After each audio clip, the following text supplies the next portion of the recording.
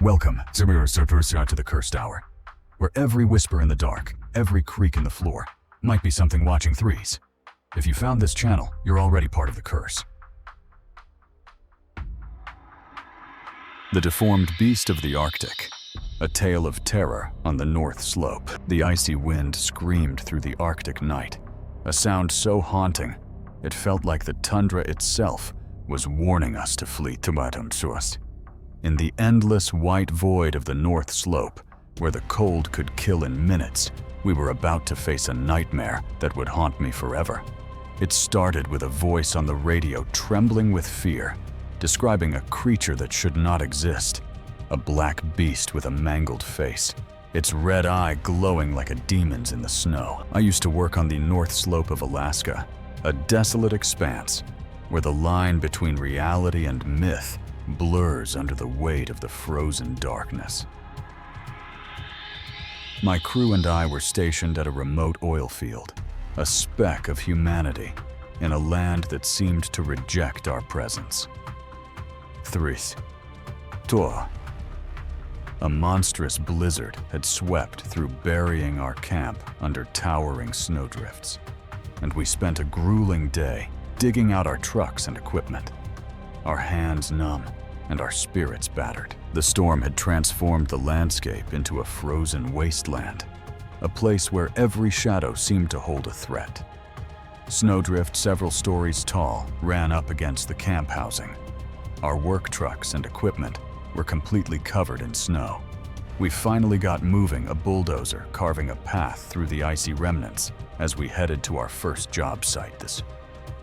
The air was heavy with an unspoken dread, a feeling that something was watching us from the vast emptiness. Over the radio, our bulldozer operator's voice broke the silence, his words laced with unease, as he described a massive black creature moving erratically through the snow, heading straight for us. He couldn't tell if it was a wolf or something far worse, but his fear was contagious, spreading through the team like wildfire. We tried to focus on our work, clinging to the routine as a shield against the growing anxiety. In the winter, many animals are not active on the slope. Caribou, musk, oxen, and foxes are the usual wildlife you'll encounter out here in the snow. But the operator's warning echoed in my mind, stirring up tales I'd heard from the locals, stories of ancient beings that roamed these lands born from the ice and the darkness. I pushed the thoughts aside, telling myself it was just an animal, nothing more. But as the day wore on, the silence of the tundra grew oppressive, a heavy shroud that seemed to pulse with anticipation, as if the land itself knew what was coming. The sky above was a deep, mournful gray, and the wind carried a faint, eerie howl that seemed to come from nowhere and everywhere at once. We were alone out here, or so we thought, but the weight of unseen eyes pressed down on us, a constant reminder that in the Arctic, you're never truly alone. The North Slope is a place of extremes, where survival demands vigilance, and the smallest mistake can be fatal. I'd been working in the oil fields for years, accustomed to the harsh conditions and the long, grueling hours. But this job felt different from the start. The blizzard had left us isolated, cut off from the outside world, and the sense of foreboding was palpable.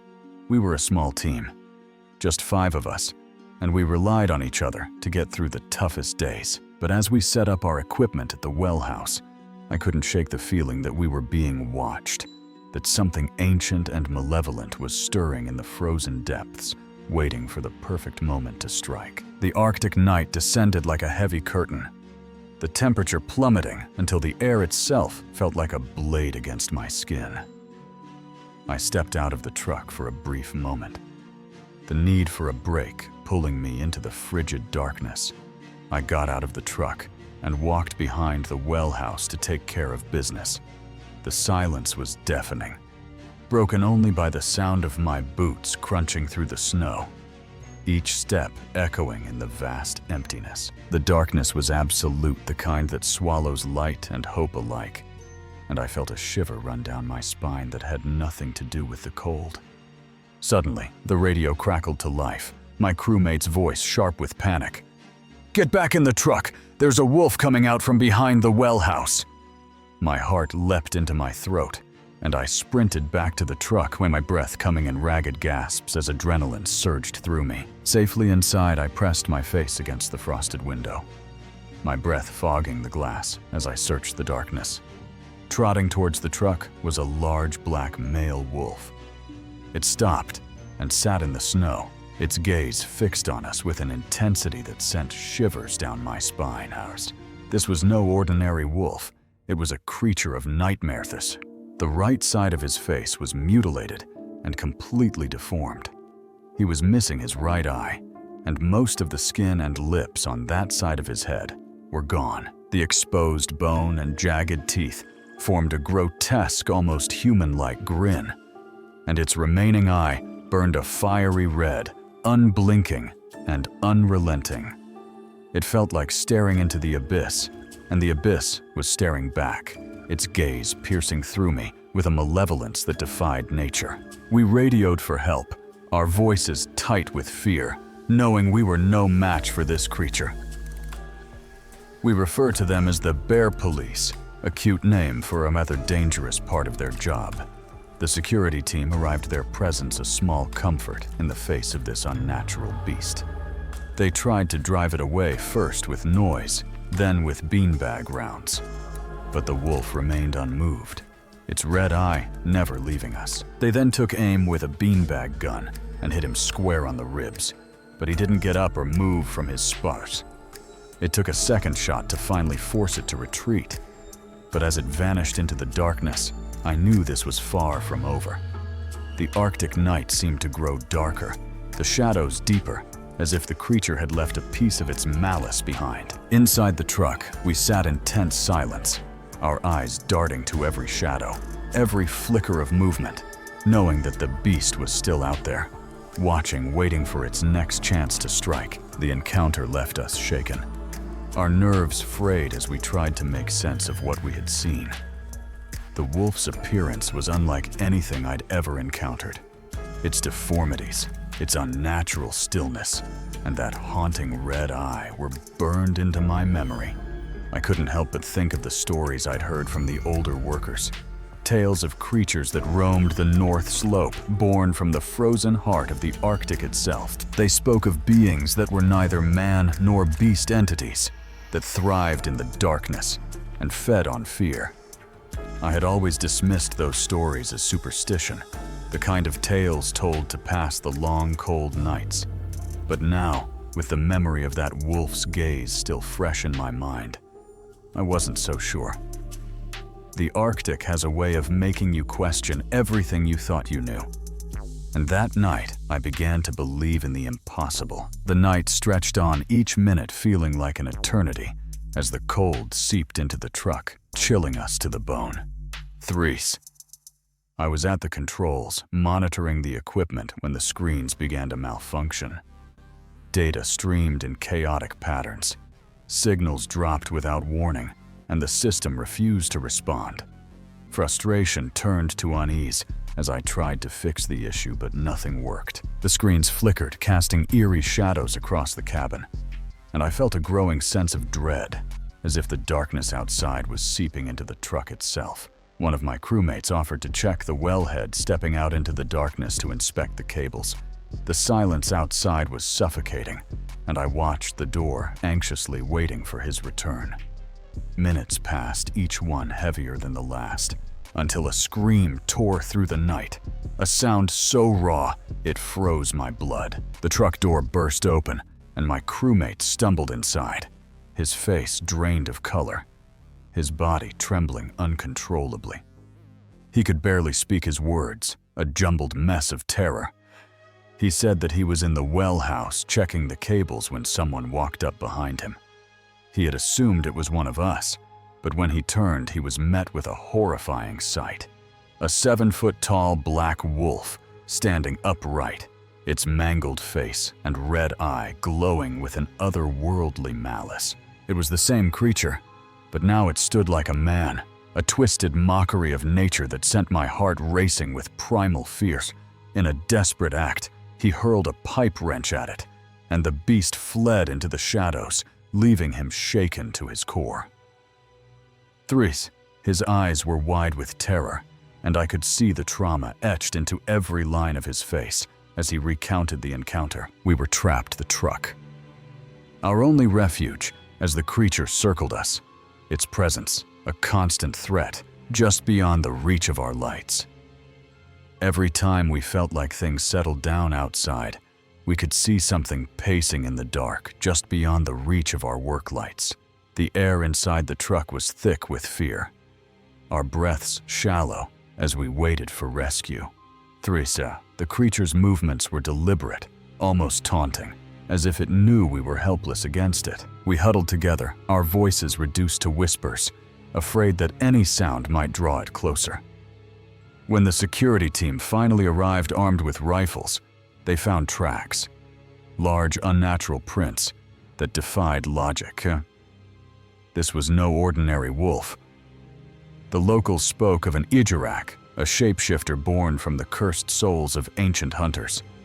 And as I listened to their tales, I realized we had encountered something far beyond the natural world. The stories spoke of beings that could take any form, driven by a hunger for human souls. And the thought made my blood run cold. The encounter left us on edge, our minds racing with questions that had no answers. What was this creature, and why had it targeted us? The Ijarak, according to the locals, was a being of pure malice, a hunter that thrived in the darkness of the Arctic winters. They told us of rituals to ward off such creatures of offerings left in the snow to appease their wrath. But we were outsiders, ignorant of their ways. The security team assured us they would handle it, but their confidence did little to ease our fears. We knew the truth now. The North Slope was a place where the rules of nature didn't apply, where ancient evils lurked in the shadows, waiting for the unwary. And we had just become their prey. The security team hunted the creature across the frozen tundra, their search stretching into the following days as reports poured in from other workers. Some saw a black wolf with a deformed face. Others, a towering beast walking upright, its red eye a beacon of terror in the Arctic night. Many of the Alaska native workers were getting really nervous. One of our friends told us that it sounded exactly like an Ijarak, a shape-shifting creature that can take the form of an Arctic animal while it hunts. The stories spoke of hunters who ventured too far north, becoming trapped between life and death. Their bodies warped into something evil, driven by a hunger that could never be sated. The locals avoided certain areas of the tundra, places they said were cursed, where the veil between worlds was thinned. They warned us to leave to never return, but we had a job to do, and leaving wasn't an option. The creature was finally cornered at a remote site, its reign of terror coming to a brutal end. The security team was able to corner the wolf on a remote work site. It had attacked and trapped 2 welders in their truck 3s. The confrontation was fierce. The beast charged even after being shot, its strength defying all reason. 3s.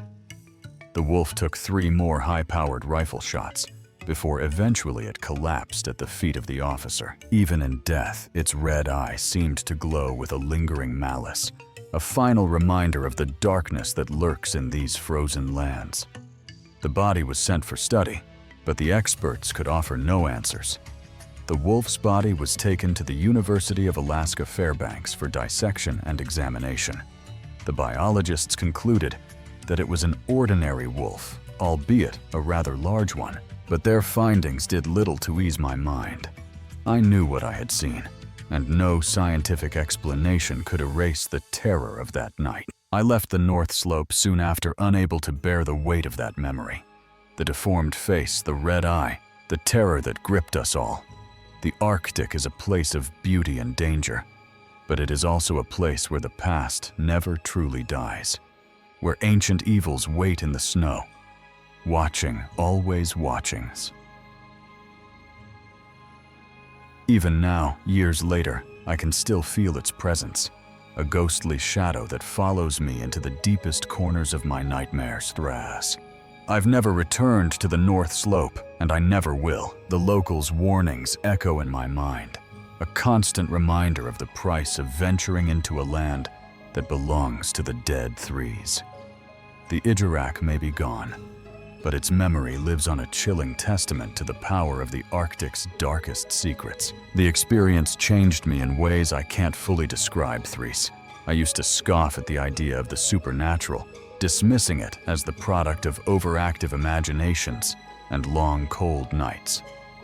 But after that night, I see the world differently. There are things out there, things that defy logic, that exist beyond the boundaries of what we understand. The North Slope taught me that fear is a primal instinct, a warning from our ancestors that some places are not meant for the living. I've since moved to warmer climates, seeking solace in the sun, but the cold still haunts me.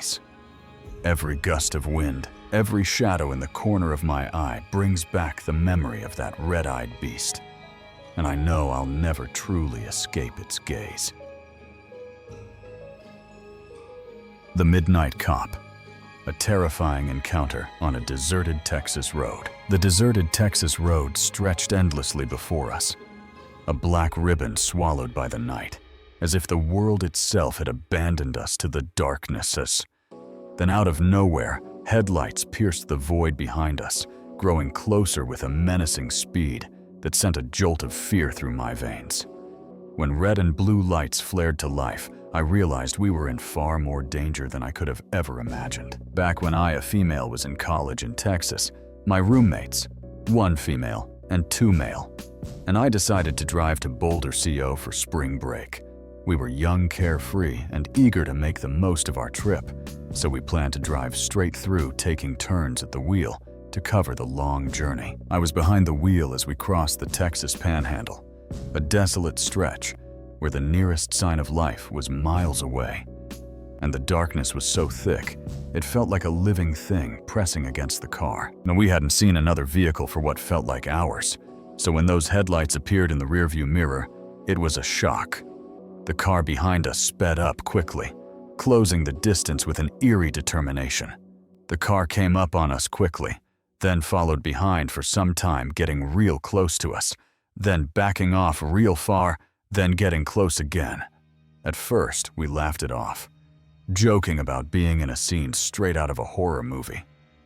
Our voices tinged with nervous energy, but the pattern continued mile after mile, and the laughter died in our throats. Suddenly, the headlights were joined by flashing red and blue lights, and my stomach dropped. It was so dark out there that we had not seen the light bar on the hood and had not realized that we were being followed by a cop. I checked the speedometer. I wasn't speeding. So why were we being pulled over? My hands trembled as I pulled to the side of the road, the isolation of the panhandle pressing in around us like a vice. A figure emerged from the patrol car, his silhouette tall and imposing against the flashing lights.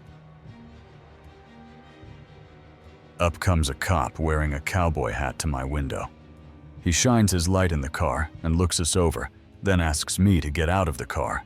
His voice was calm, but there was something off about it, a coldness that sent a shiver down my spine. I hesitated, glancing at my friends in the car, 3 of them watching me with wide eyes. I grabbed my wallet, got out, and stood against the driver door. The cop's flashlight beam lingered on me, his gaze unreadable behind the glare. He asked for my license and insurance, then told me he needed to conduct a sobriety test. I hadn't had a drop to drink, so I agreed.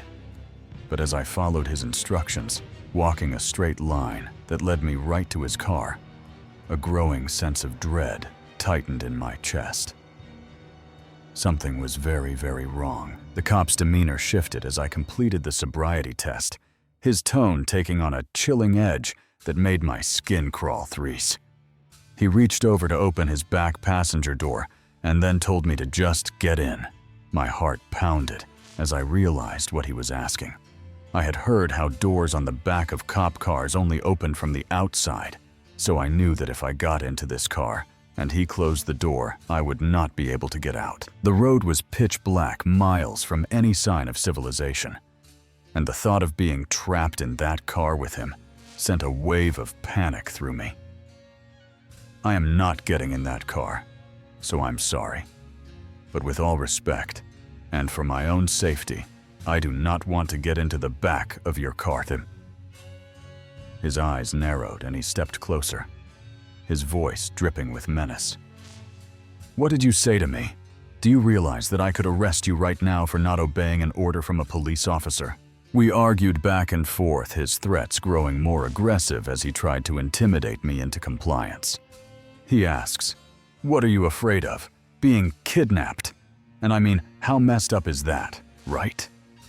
The words sent a chill through me, confirming my worst fears. I stood my ground, my voice shaking but firm, refusing to budge despite his escalating threats. My friends watched from the car, their faces pressed against the window. The two guys looking ready to jump out if things went further south. Finally, after what felt like an eternity, the cop's demeanor shifted. He finally gave me a really creepy smile, handed back my license and insurance, tipped his hat, then got into the car and just drove off. I stumbled back to the car, my legs barely holding me up, my friends rushing to help me as I collapsed into the seat. The terror of the encounter crashing over me like a tidal wave. The memory of that night still haunts me, a dark shadow that lingers in the back of my mind. I often replay the scene wondering what might have happened if I had given in, if I had stepped into that car and let the door close behind me. The cop's smile, his cold words, and the way he looked at me, they're etched into my memory, a constant reminder of how close I came to something truly horrifying. I've never driven through the Panhandle since, and I never will. The emptiness of that road, the isolation and the fear of what could have been, they've changed me, leaving me with a lingering dread that surfaces every time I see flashing lights in the darkness. Shadows by the lake.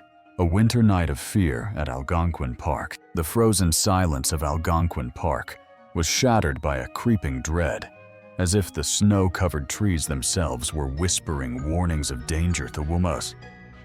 On a lonely winter drive to our family cottage, the headlights revealed something sinister. A white van lurking in the shadows, its occupants watching us with unseen eyes. That night, I learned that the beauty of the wilderness can hide a darkness far more terrifying than any ghost story. Near Algonquin Park, my father and I were driving up to our cottage in the middle of winter. I had always cherished this place, a sanctuary of memories, filled with summer laughter and the gentle hum of motorboats on the lake. Our cottage was on a large lake, about a 30-minute drive from the nearest town. A remote haven, where the population swelled with summer visitors, but turned desolate in the colder months. In the winters, they were different. The people that didn't live there all year round would venture back home to city life, leaving the area mostly deserted with cottages boarded up for the winter. My father had decided to make the trip to tackle some long overdue painting, a task my mother had been nagging him about for months. I tagged along, eager for some quality time amidst the quiet beauty of the park. The journey was long made longer by heavy snow that turned the roads into a slippery challenge. As we turned onto the familiar road, I remember my dad cursing. It hadn't been plowed yet. We noticed fresh tire tracks in the snow, and my dad remarked that the Smiths might be up for the weekend. But as we rounded a bend, our headlights illuminated a sight that sent a chill down my spine. The headlights of the car shone on a white van that was parked on the side of the road, almost hidden by the vast trees covered with snow. I peered through the back window as we passed, my heart sinking. I remember looking back through the back window and very clearly seeing two figures in the front seat illuminated by our retreating tail lights. My dad shrugged it off, suggesting they might be lost, but the road was a dead end. Why would anyone park there in the middle of nowhere? We arrived at the cottage, but the unease clung to me like a second skin. As we pulled into our driveway and started bringing our stuff in, I just couldn't shake the feeling that something wasn't right. The van, the figures, the isolation, it all felt wrong. I begged my dad to let me sleep upstairs with him, too afraid to stay in the downstairs room I usually shared with my sister. The large windows there with no blinds looked out into the endless blackness of the forest, and the thought of being alone down there was unbearable. My dad agreed, sensing my fear, and as he got ready for bed, I sat in the living room with a book, trying to calm my nerves under the faint glow of a small lamp. The stillness of the cottage was suffocating, the kind of quiet that amplifies every creak and rustle into something sinister. I turned off all the lights, except for the small lamp beside me, hoping to lose myself in the pages of my book. It was so quiet that I could almost hear my ears ringing. And it was then that I also started to get the feeling that I was being watched. The living room's large windows offered a view of the lake, but in the darkness, all I could see was the faint glow of a few distant cottages across the water threes. I switched off the lamp, letting the moonlight flood the room, its silver glow casting a serene beauty over the snow outside. Threes. But as I stepped toward the window to admire the scene, my heart plummeted into my stomach. Movement caught my eye, and I saw two figures down by the back porch below the window, barely hidden by the surrounding trees. Panic surged through me, and I dropped to the floor, crawling toward the bedroom where my dad was sleeping. My pulse thundered in my ears, my breath shallow as I whispered to wake him. I wasn't sure if they had seen me or not, but I woke up my dad, and by the time he got to the window, the two figures were gone. Threes. He peered out into the darkness, his expression tense but controlled, and then turned to me with a reassuring nod. Where I had seen the figures, though, two sets of footprints in the snow led back around to the front of the cottage and back down the driveway. The sight of those footprints confirmed my worst fears.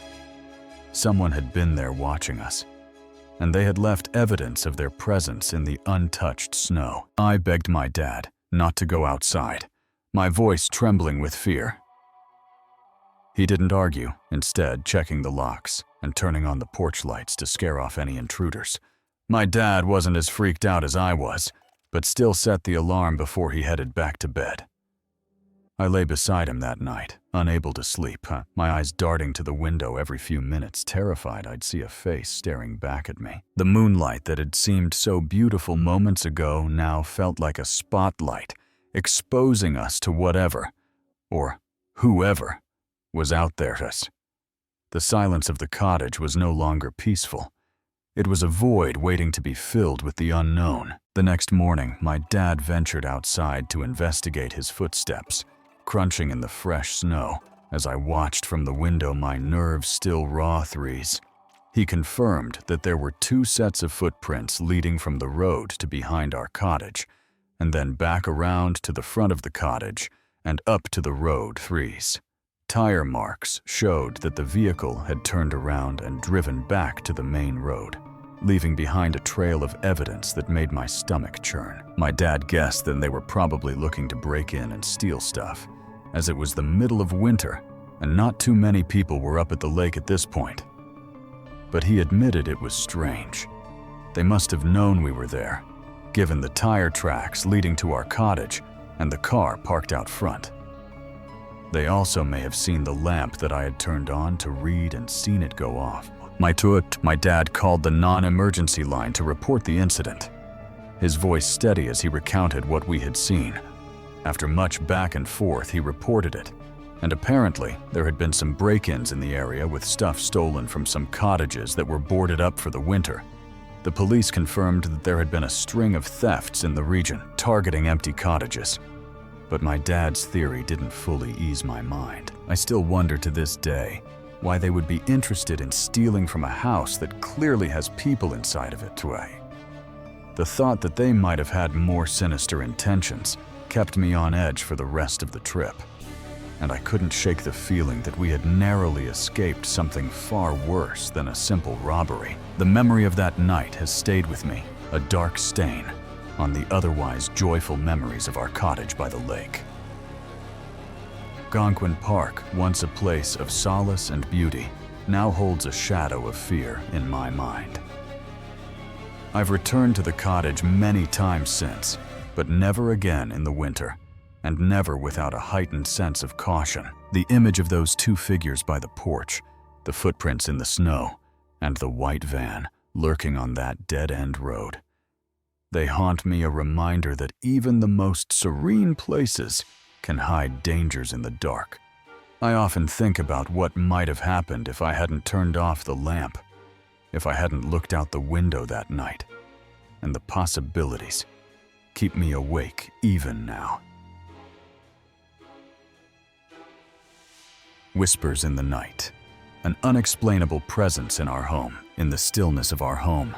A chilling presence invaded our sleep, as if the shadows themselves had come alive with a secret intent. I felt tiny unseen hands grasping mine in the darkness. A touch so real, it jolted me from my dreams. Yet no one was there. 3 Yules.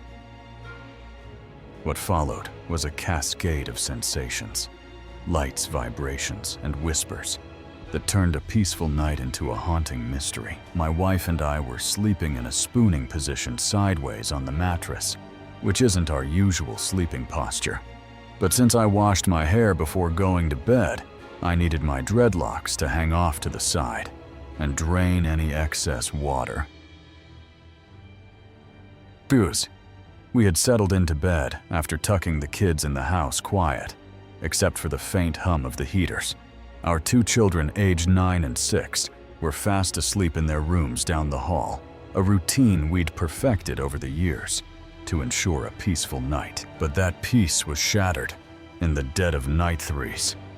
I stirred half-conscious, my mind foggy with sleep, when I sensed something, or someone, entering the room. I saw our door opening slowly as if someone was entering our room. The motion was deliberate, the hinges creaking ever so slightly, but I was too drowsy to react, my eyelids heavy as I drifted back into the haze of sleep. Moments later, a sensation jolted me awake again. The feeling of small hands, soft and childlike, wrapping around my fingers, playing with them in a way that felt eerily familiar. I feel a set of tiny hands holding my own, playing with my fingers and palms, as your kid usually would. My first thought was of my 9-year-old son, but that didn't make sense. Neither of our kids ever came into our room at night. It's highly unlikely, since neither one of my kids go into our room like ever. They always stay in their own. Too exhausted to process the strangeness, I let sleep pull me under once more, dismissing it as a dream. Then a new sensation gripped me, pulling me back to the edge of wakefulness. Fuzz. A strange, pulsating pressure pressed against my back, accompanied by a faint humming in my ears, as if the air itself was vibrating with energy. I forced my eyes open, squinting against a sudden burst of light. Vivid shifting colors dancing across my vision, their patterns swirling in hypnotic shapes. I can see these colorful lights, my eyes squinting, so the brightness isn't too overwhelming. I don't touch substances. I don't consume anything. No prescription drugs, no street drugs, or any other recreational substances. So this couldn't be a hallucination. Threes. The lights felt otherworldly, their glow both mesmerizing and unsettling. But oddly, I felt no fear, only a strange sense of calm. The lights faded as quickly as they had appeared, leaving me in darkness once more, but the unease lingered like a heavy fog. My wife's voice broke the silence, her tone laced with confusion. I hear my wife say, "Who opened our door?" The doorknob would have needed to be turned to open it, but we both knew we had closed it tightly to keep our cat from wandering in. She says that she felt a movement on the bed, like the weight that she would feel if the cat got into our room, which is the reason that we shut our door completely. Her words sent a chill through me. What had been in our room? The morning brought no answers, only more questions. I asked the kids if they had come in during the night, hoping for a simple explanation. They each respond that they slept fine, and they didn't leave their rooms. Neither one of them sleepwalks or anything similar. The realization hit me hard. Whatever had been in our room wasn't our children, nor our cat. As I prepared to drive the kids to school, the weight of the night's events pressed down on me. Standing in front of the bathroom mirror, I caught my reflection and froze. My eyes looked sort of empty, and it disturbed me so much I couldn't stand looking at myself. The hollow gaze staring back felt foreign, as if something had left a mark on me, a lingering echo of the night's strange presence. I tried to shake it off, but the memory of those tiny hands, the pulsating force, and the colorful lights clung to me like a shadow. My wife and I discussed it over breakfast. Our voices low so the kids wouldn't hear, but we couldn't make sense of it. Was it a dream, a shared hallucination, or something more, something beyond our understanding? The experience left me rattled, a lingering dread that followed me through the days. I've always been a rational person, quick to dismiss the unexplainable, but this felt different too, vivid to ignore. The thought that something unseen had entered our room touched me and left its mark in the form of those empty eyes. It's a fear I can't shake. I find myself checking the doors more often now, listening for sounds in the night, wondering if it will return. The kids remain blissfully unaware, but my wife and I share a silent understanding. Our home, once a place of comfort, now holds a secret we may never unravel. Echoes in the empty cell, a haunting night in the Deep South Jail. In the hollow corridors of a Deep South jail, the silence of the night was broken by a presence that defied all logic threes. As a corrections officer, I thought I'd seen it all, until I glimpsed a shadowy figure in an empty cell staring back at me through the camera feed threes. What followed was a night of terror that turned my skepticism into a chilling belief in the unseens. I'm a corrections officer in the Deep South, and I work in a big city jail. I've been on the job for years, patrolling the dimly lit halls of a facility that houses some of the city's most dangerous inmates. The floor that I work is typically a floor reserved for mid-security violent inmates, including robbery suspects, domestic violence, assault, etc. Over the years, I'd experienced odd occurrences. Faint footsteps in the control room when all inmates were locked down. Whispers echoing from abandoned sections of the jail. But I always dismissed them as tricks of a tired mind, the result of long, lonely overnight shifts. My routine was predictable. Lock down the inmates, conduct a head count to ensure every prisoner was accounted for, and then settle into the control room to monitor the facility. If my roster says that I have 120 inmates, I have to physically count 120 inmates. The jail was undergoing a major renovation, with new doors, locks, and cameras being installed across the pods. All pods are full to capacity except for C block. This part is currently locked out, meaning that no inmates are to be housed in the pods until all upgrades are done and in place. C block was empty, its cells sealed off, but the newly installed cameras still fed live footage to my control room screen. Each cell number clearly marked in the bottom right corner. It was supposed to be a quiet night, just me and the hum of the monitors. But as I glanced at the screen for C block, my blood ran cold. I swear that I saw a person standing in the center of the cell, facing out towards the door of that cell. I blinked, my heart racing, and looked again. Nothing. The cell was empty, just as it should be. I tried to convince myself it was a glitch, perhaps a shadow from another block, but the unease lingered. Half an hour later, it happened again. This time, I see someone standing in C block for cell, and I know that it's that cell because I'm looking at that number. The cell door is wide open, as are all the doors in C blocks. I bolted from the control room, my boots echoing in the silent halls as I sprinted to C block. Adrenaline pumpings, but when I reached the cell, it was empty. No one, nothing. Just the cold, sterile space staring back at me. I reported the incident to maintenance, hoping for a logical explanation, but their checks revealed nothing wrong with the cameras or wiring. The night stretched on, and I tried to focus on my routine, but a creeping dread settled into my bones, a feeling that I was being watched by something I couldn't see. The jail's oppressive silence seemed to deepen as the night wore on, the air thick with an unspoken tension that made my skin prickle. I returned to the control room after another head count, eyes darting to the C block feed more frequently now, half expecting to see that shadowy figure again. The cells in C block were still open, their heavy metal doors, each weighing easily 60 to 70 pounds, standing ajar as part of the renovation process. I tried to focus on my screen, scrolling through mundane websites to distract myself, but the memory of that figure lingered a dark stain on my thoughts. Then, without warning, a deafening crash echoed through the jail, a sound so violent it felt like the building itself had shuddered. C block, 4 cell slams shut, and after it is shut, and now locked, it sounds like it's starting to be kicked by a horse or something. Phews. The noise was unnatural, a forceful banging that reverberated through the empty halls, as if something massive was trapped inside, desperate to escape. I stared at the camera feed, my heart pounding in my chest. I look on the camera screen, and all the cameras in that block are just blinking on and off. As I watched, frozen in disbelief, the other doors in C block began to close in sequence. Cell 65321.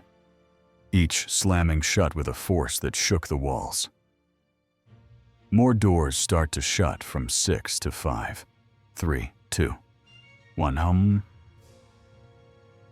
I couldn't take it anymore.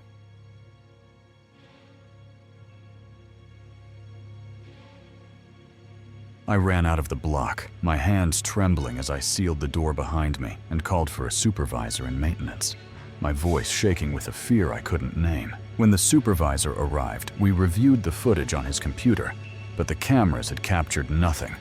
Just a sudden loss of connection to the server, as if something had interfered with the feed. When maintenance went to check everything, they did say that it was definitely not the lock, but it did look like someone had tried to kick that door off its hinges because the door frame itself had chipped paint after having just been freshly painted. The evidence was undeniable. Something had exerted a tremendous force on that door.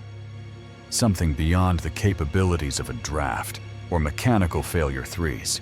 I scoured incident reports, searching for any history of deaths or violent events on this floor, and found nothing gross.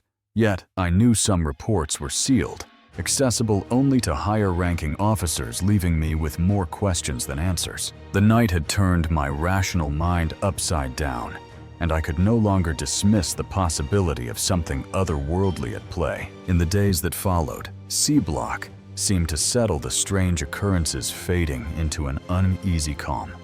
Things in C block seem to have calmed down as nothing major has happened since last week. Doors still move, and I've had to shut them. But not like that night.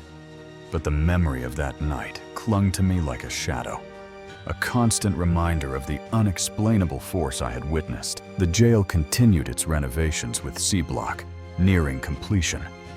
But the thought of other blocks being emptied for upgrades filled me with dread. I'm still working on this floor. They are on their last few days of fixing up C block, and then they'll move to D block. They still have 3 more blocks after D block to do so. I'm a little bit concerned about what will happen once these are empty and not in use. I couldn't help but wonder if whatever I had encountered would return, waiting for the next empty space to make its presence known. I decided to take a break, requesting time off to clear my head, hoping distance would bring clarity. I've put in for a vacation, so I'm hoping that maybe some time away will help, and hopefully it'll be fixed by then. But deep down, I knew this experience had changed me. I must admit that this has turned me from a non-believer to a skeptic on the low end to a possible believer on the high end. I just don't think that the AC could blow a 60-pound door shut, nor could it cause the door to be hit that violently, so much that the paint chips. The rational part of me wanted to believe it was a malfunction, a trick of the mind, but the evidence, the chipped paint, the slamming doors, the flickering cameras, pointed to something far more sinister. I've shared this story with colleagues hoping for answers, but their puzzled reactions only deepened my unease. The jail with its cold concrete walls and endless shadows now feels like a place where the past lingers unwilling to let go. I've started noticing the small things more, the creaks, the whispers, the feeling of being watched in the control rooms. Every night shift brings a new wave of anxiety, a fear that I'll encounter that presence again, whatever it may be. The Deep South has its share of ghost stories, but I never thought I'd live one. Now I can't help but wonder what secrets this jail holds, what unseen forces might be trapped within its walls, waiting for the right moment to reveal themselves once more.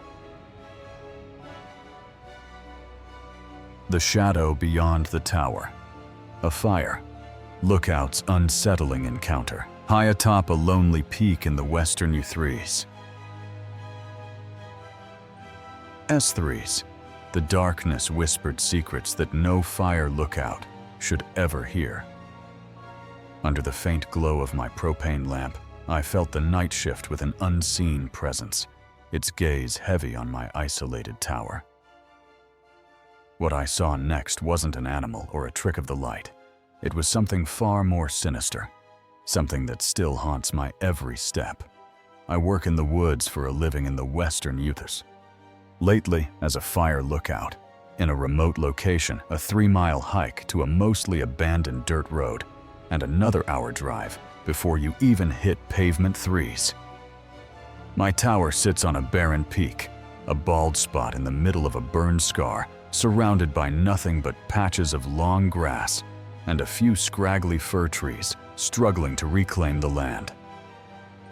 The nearest town 30 miles away is a faint memory in the distance, its light swallowed by the vast wilderness that envelops my post. On that particular night, the air was still the wind, barely a whisper, and the sky was an endless void, untouched by moonlight 3s.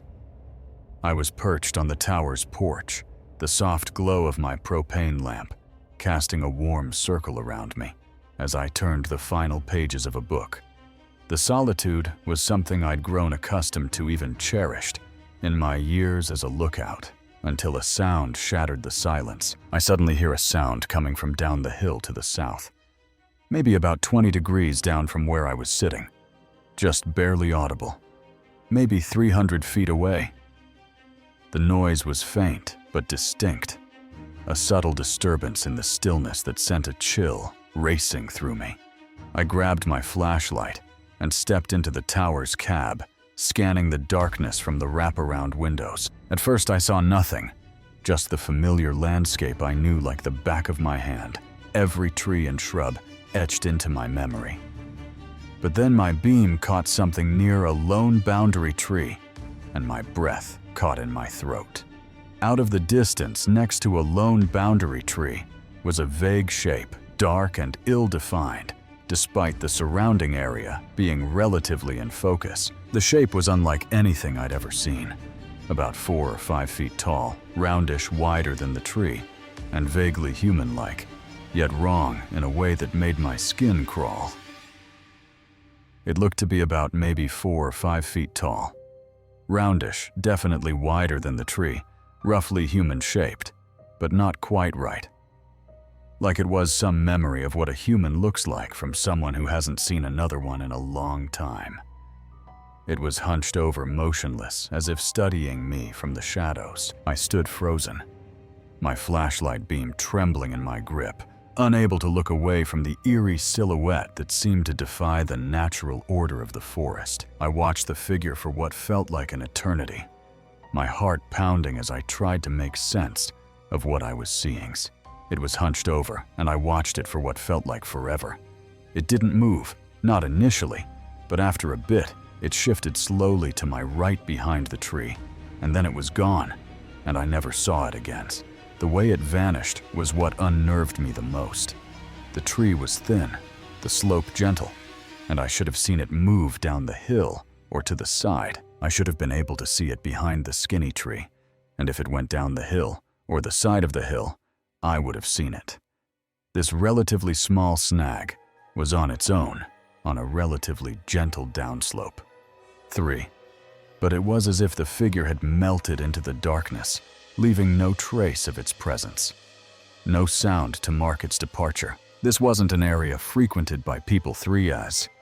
My tower's location is known only to a few locals, hidden from public maps with the trailhead, overgrown and abandoned, 2 miles past a locked, unmarked gate. Breeze. My location in particular is only really known to locals, and doesn't exist on public maps or anything. The official start of the extremely overgrown, hard to follow and obviously abandoned trail is about 2 miles after a locked and unmarked gate. The woods are home to wildlife, white-tailed deer, elk, black bears, cougars, even wolves. But they rarely come this close to the tower, and they scatter when spotted. This is an area with a lot of animals, mostly white-tailed deer and wild cows. We have some black bears, some elk, some cougars, and even some wolves.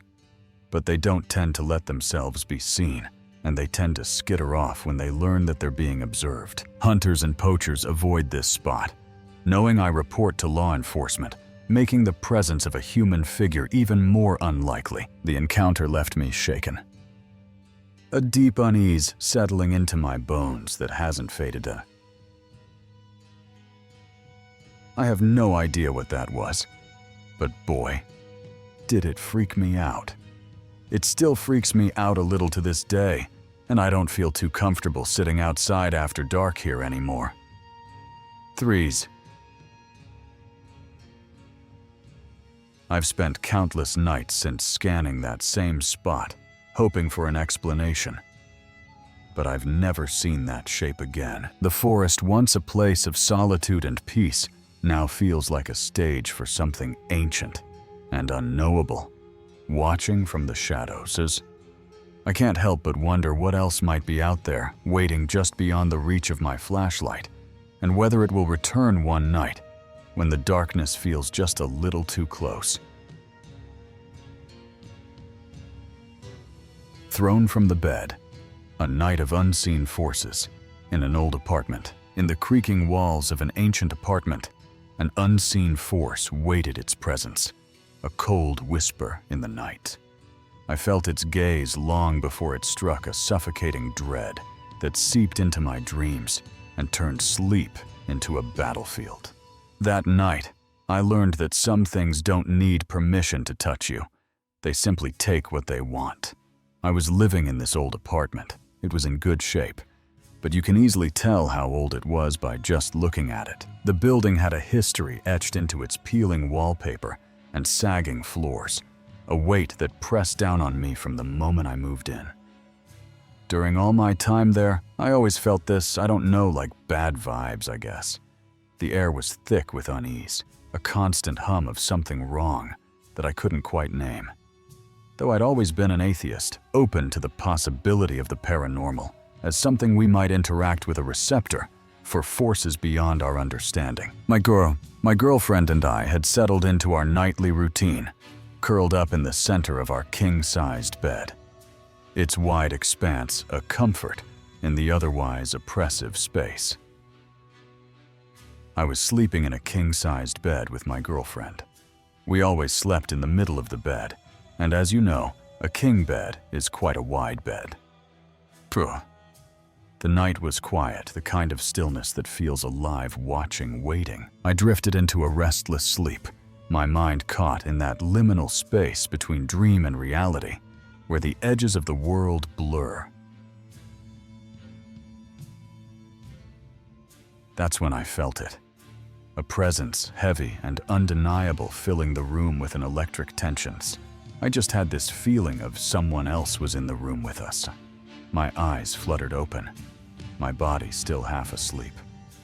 But before I could fully grasp what was happening, a violent force seized me. It wasn't a fall, it was a throw, a brutal ejection that sent me crashing to the floor with a bone-rattling thud. I hit the ground hard, the impact jolting me fully awake as I found myself sprawled on the cold floor a good 3 or 4 feet from the bed.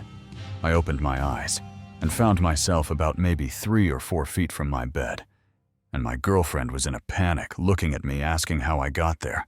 And what was that loud sound? Me hitting the floor, apparently. Her voice trembled with fear, her eyes wide, as she stared at me, unable to comprehend how I'd been flung so far. I tried to steady my breathing, my mind racing to make sense of the impossible thruses. Then I saw it. A mark on my arm, red and angry, like the imprint of a hand, but far too large to be human threes. What? I look at my arm, and it had some kind of mark that you get when something grabs you hard. It was like a hand mark, just way bigger than my own. The realization hit me like a second blow. This wasn't an accident, and it wasn't my girlfriend's doing. I'm far too heavy for her to move, let alone throw threes. It seems impossible. It wasn't like my girlfriend could throw me out of the bed like that. I'm just too big for her to do that threes. To this day, I replay that night over and over, searching for a logical explanation, but none fits threes. The sheer force, the distance, the mark on my arm, it defies everything I know. I really don't know what to believe about this, because I just haven't come up with a good explanation yet. The apartment with its oppressive atmosphere became a place I could no longer trust. We moved out soon after, but the memory of that night lingers a dark stain on my rationality. A reminder that some forces don't care what you believe. They act anyway, leaving marks both seen and unseen. The stranger at the lamppost. A night of fear in a quiet suburb. The quiet streets of my suburban neighborhood turned sinister under the glow of a lone lamppost, where a stranger's gaze locked onto our house with chilling intent. I was just with my dog when I first spotted him, a man whose slow, deliberate steps sent a ripple of fear through the stillness of the nights. By the time he returned, staring from the shadows, I knew this was no coincidence. Something dark was unfolding, and I was its target. My family went on vacation, and they left me in the house with my dad. My mom and sisters were on vacation with my aunts, but we didn't hire a house sitter to watch over the house because of previous house sitter robberies. My dad's work shift had been extended, leaving me alone in our quiet suburban home, with just my dog Max for company. I've always enjoyed the late hours, the stillness of the house wrapping around me like a comforting blanket, but that night the air felt different. Heavy, charged with an unease I couldn't shake. I was lounging in this living room when Max began pawing at the door, his signal to go outside.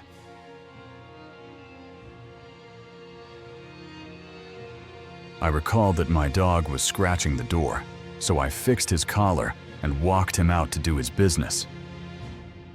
As Max sniffed around the yard, I noticed a man walking down the street, his pace slow and deliberate, his figure vague in the dim streetlights. I remember seeing a vaguely strange man walking through the suburban streets, and at first I didn't really mind him. I turned my attention back to Max, guiding him inside after he'd finished. But as I closed the door, I caught sight of the man again. Or at least I thought it was the same man. Puros. I saw another man walking again while closing the door. He seemed to be walking a bit more slowly, and I think it was the same man from before Thras. The realization prickled at the back of my mind, a whisper of unease that I couldn't ignore. I tried to brush it off, planning to head to bed. but something about his presence gnawed at me. Something about seeing that guy just got to me and kept me up threes. I decided to stay awake a little longer, peering out the window to see if he'd return. But the street remained empty, and eventually I convinced myself I was overreacting and went to bed. Sleep came uneasily, my mind still replaying the man's slow, deliberate walk. I was jolted awake by my dad's call, his voice a mix of concern and curiosity asking if I was still up. I just randomly woke up to my dad calling me. He was wondering if I was still awake, and of course I wasn't. Irritation flared at being woken, but as I spoke to him, I turned toward the window and froze. There he was, the same man again, but he was just standing there, leaning at the lamppost, and I think he was smoking there. The sight of him so still, so focused on our house, sent a wave of dread through me. I could feel that he knew that I was staring at him. I didn't mention him to my dad, ending the call quickly, but the fear kept me awake, my heart racing as I checked the locks and grabbed my brother's baseball bat for protection. The house felt like a cage, every creak and shadow amplifying my fear as I clutched the baseball bat, my hands trembling. I grabbed the baseball bat that my little brother was using for baseball practice and kept it beside me. I was stressing out and shaking softly. I hesitated to call 911, unsure if I had enough evidence to justify it, but the man's presence was undeniable.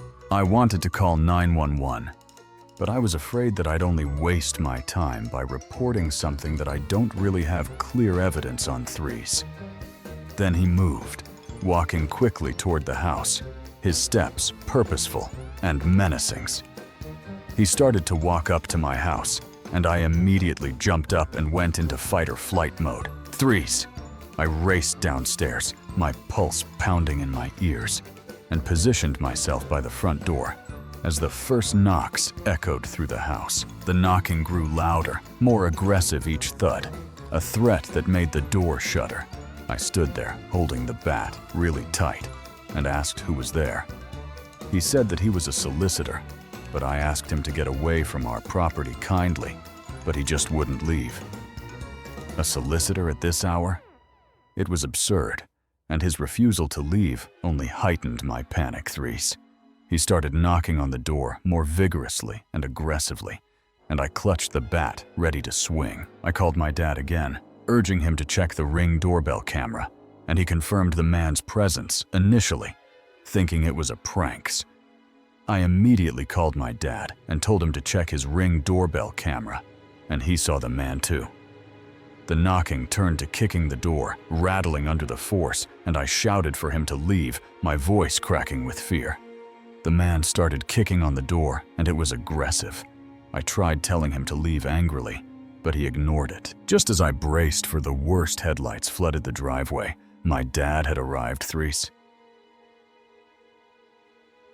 I checked my upstairs bedroom window and saw that he was sprinting away from the house as I saw headlights entering the driveway.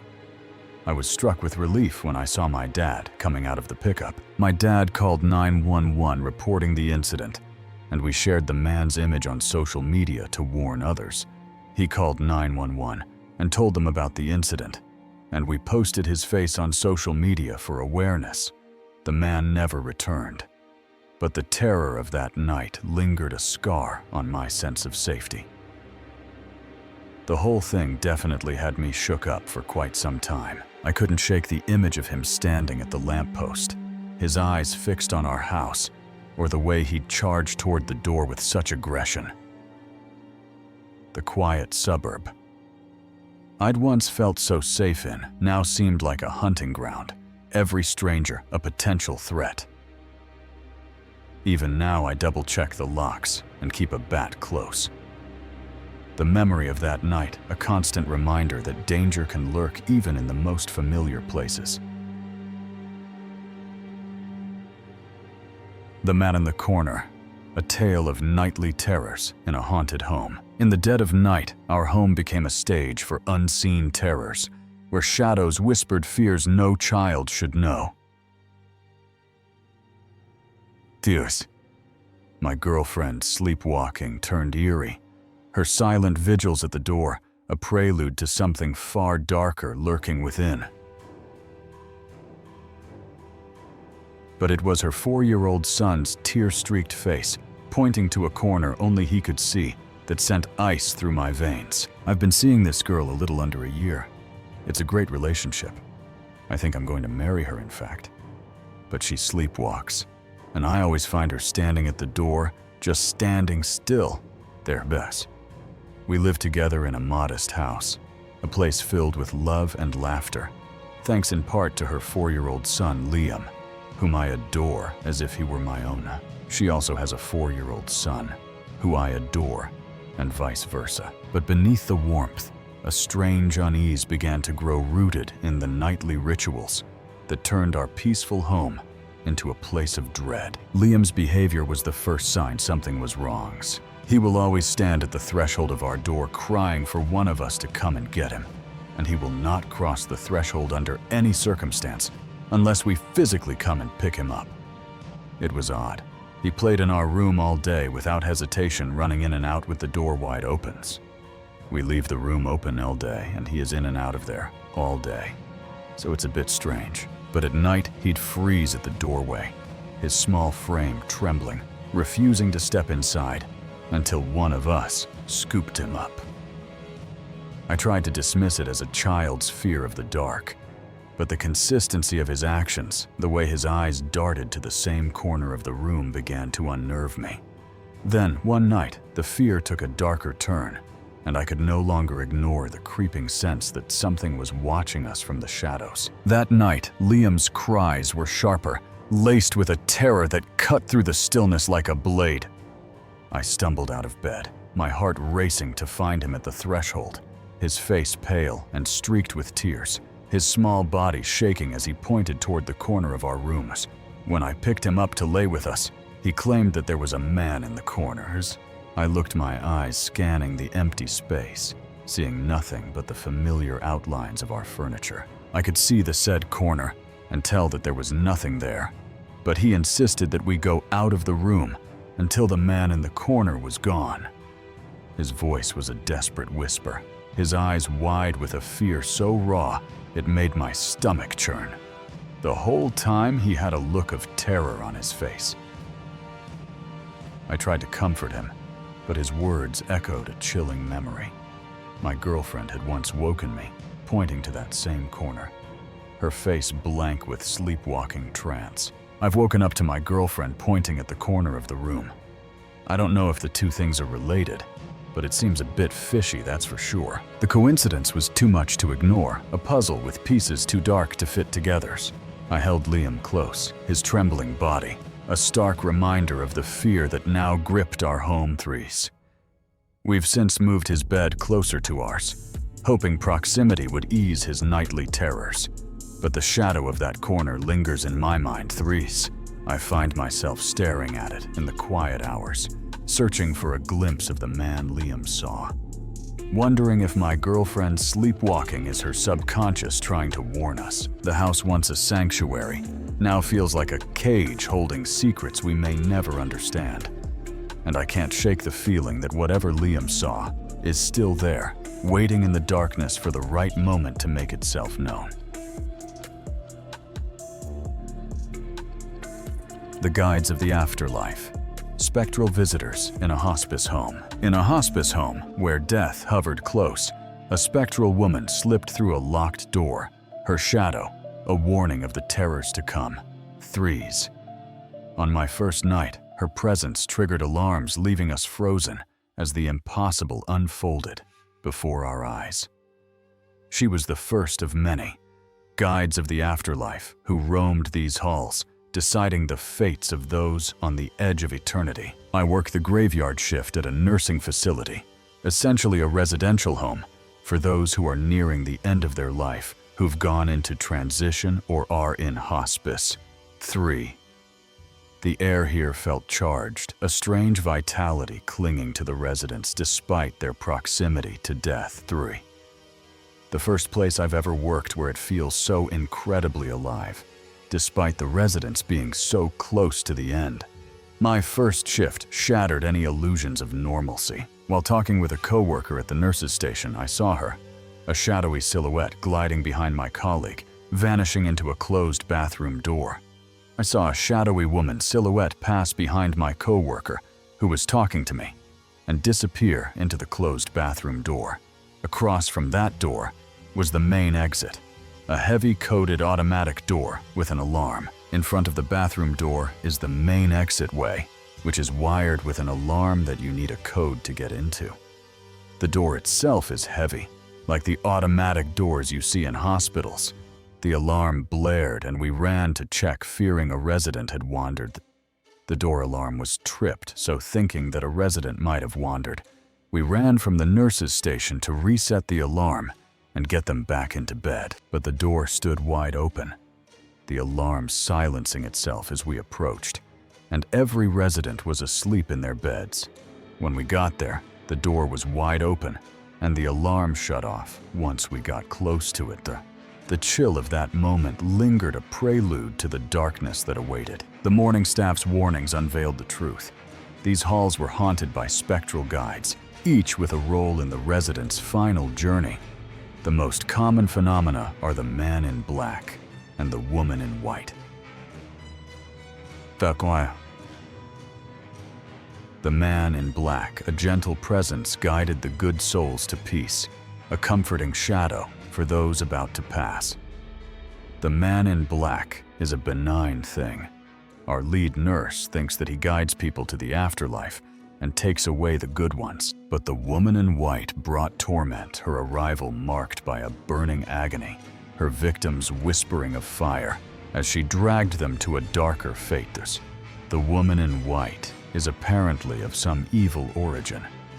Certain residents who are about to expire report that they see her in their rooms, and her presence is accompanied by a feeling of being set on fire or burning.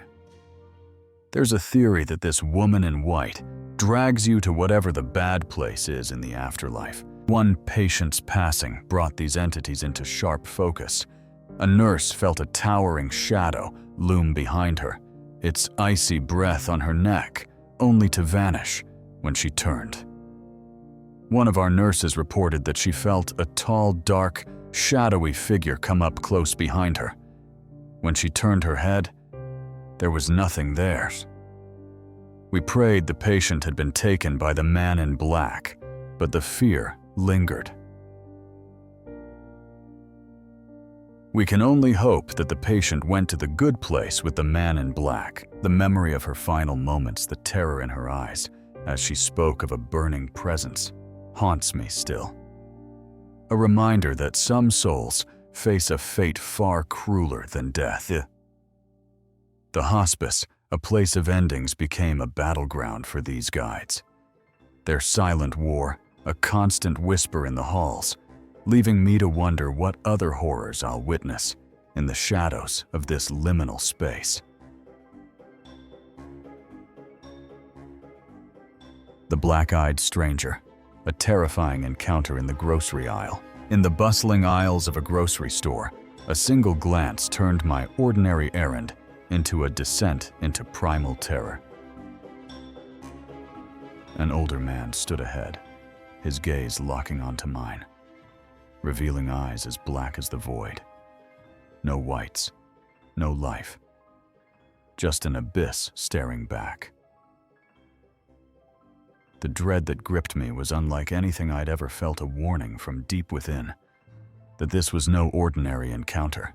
I was at the grocery store and had finished up walking down the center aisle toward the checkouts at the front. Up ahead, an older man stood in the middle of the aisle facing the produce section, his back to the display, standing in the middle of the aisle with his back to the display. Facing the produce was an older man, normal-looking, normally dressed, maybe Suma would guess. He seemed to be waiting for someone unremarkable in his casual attire.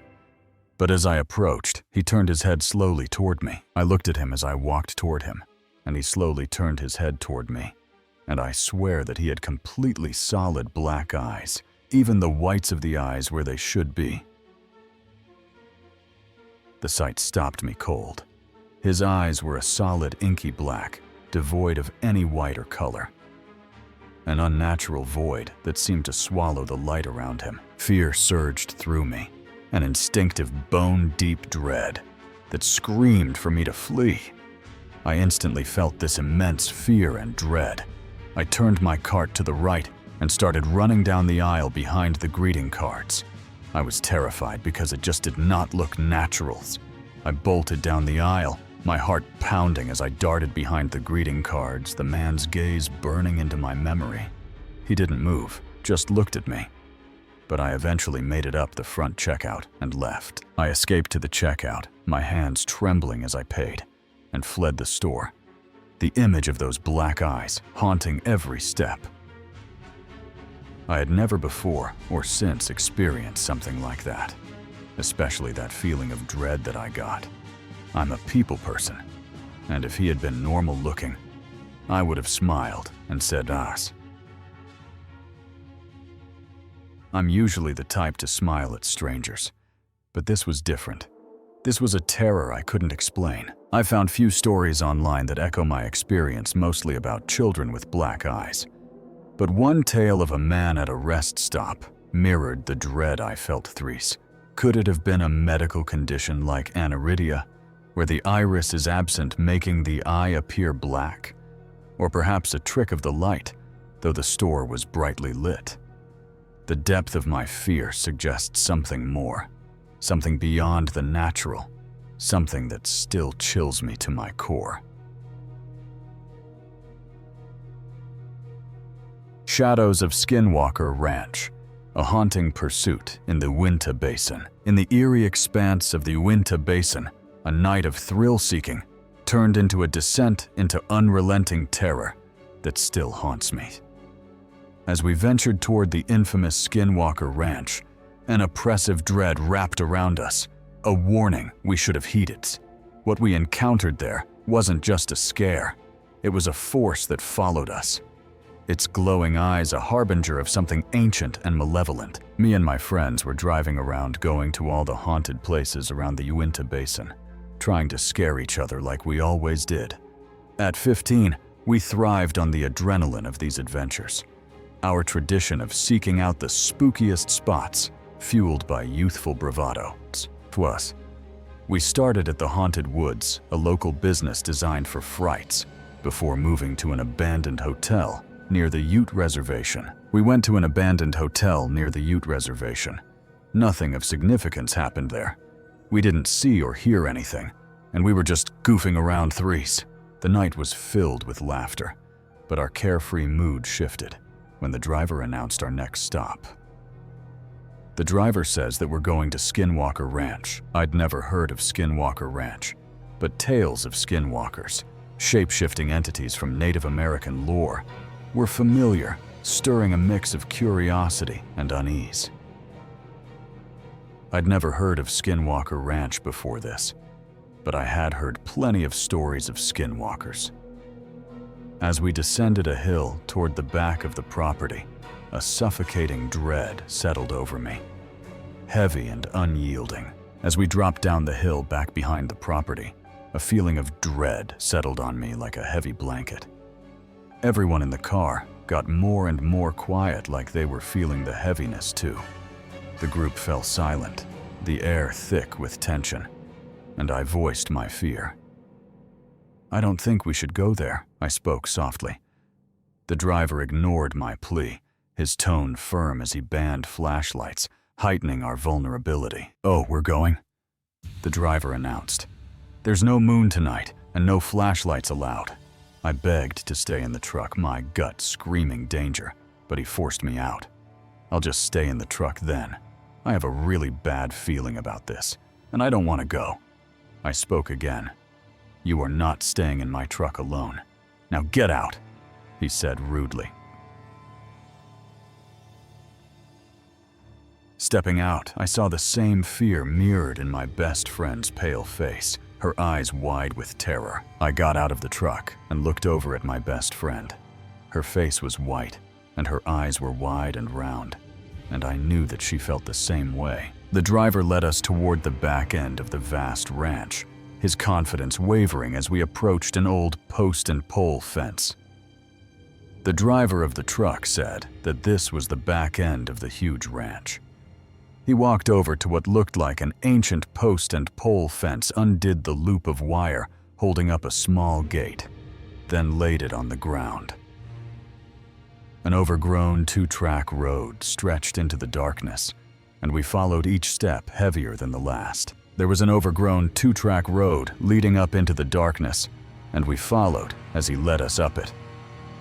The dread was suffocating now, a physical weight that made my stomach churn, urging me to flee. The horrible feeling of dread was almost overwhelming at this point, and I felt like I was about to be sick. I wanted to go running back to the truck, but I had a deep fear that something would pounce the moment that I left the safety of the group. We were no longer the carefree teens who'd laughed earlier. A palpable fear had silenced us. We weren't laughing and joking here anymore. That heaviness was weighing on all of us now, and we walked silently through the dark. As we walked, I kept my eyes on the ground, but couldn't resist glancing into the tall grass flanking the path. Each time I saw a massive black shape, motionless, yet somehow moving, tracking us. I tried to keep my eyes on my feet, but I would occasionally glance to either side of the two-track road. Each time I did, I would see a huge black mass out in the tall grass that I could have sworn was moving in the same spot off to the left. Following our journey to the old homestead, I told myself it was a cow, but its persistent presence gnawed at me. The driver stopped, whispering that we were near the old homestead and needed to be quiet to avoid detection. The driver stopped and said that we were almost to the old homestead, that we needed to stay quiet in case the owners were around. But as he stepped forward, a low, menacing sound erupted from the darkness, freezing us in place. A sound rose up from the darkness, and he stopped and took a step back. His voice shook as he told us that it was time to head back to the truck. As we retreated, the driver's bravado shattered, but a stop by a stream revealed a horror that broke us. We stopped by a small stream running along the south end of the property. I glanced down at the stream at the same time my friend did, just in time to see a black figure emerging from the water. It was not a cow. It was not a coyote either. It looked way too skinny and too tall. The figure, tall, emaciated, and wrong, rose from the water, and we screamed, running back to the truck in a blind panic.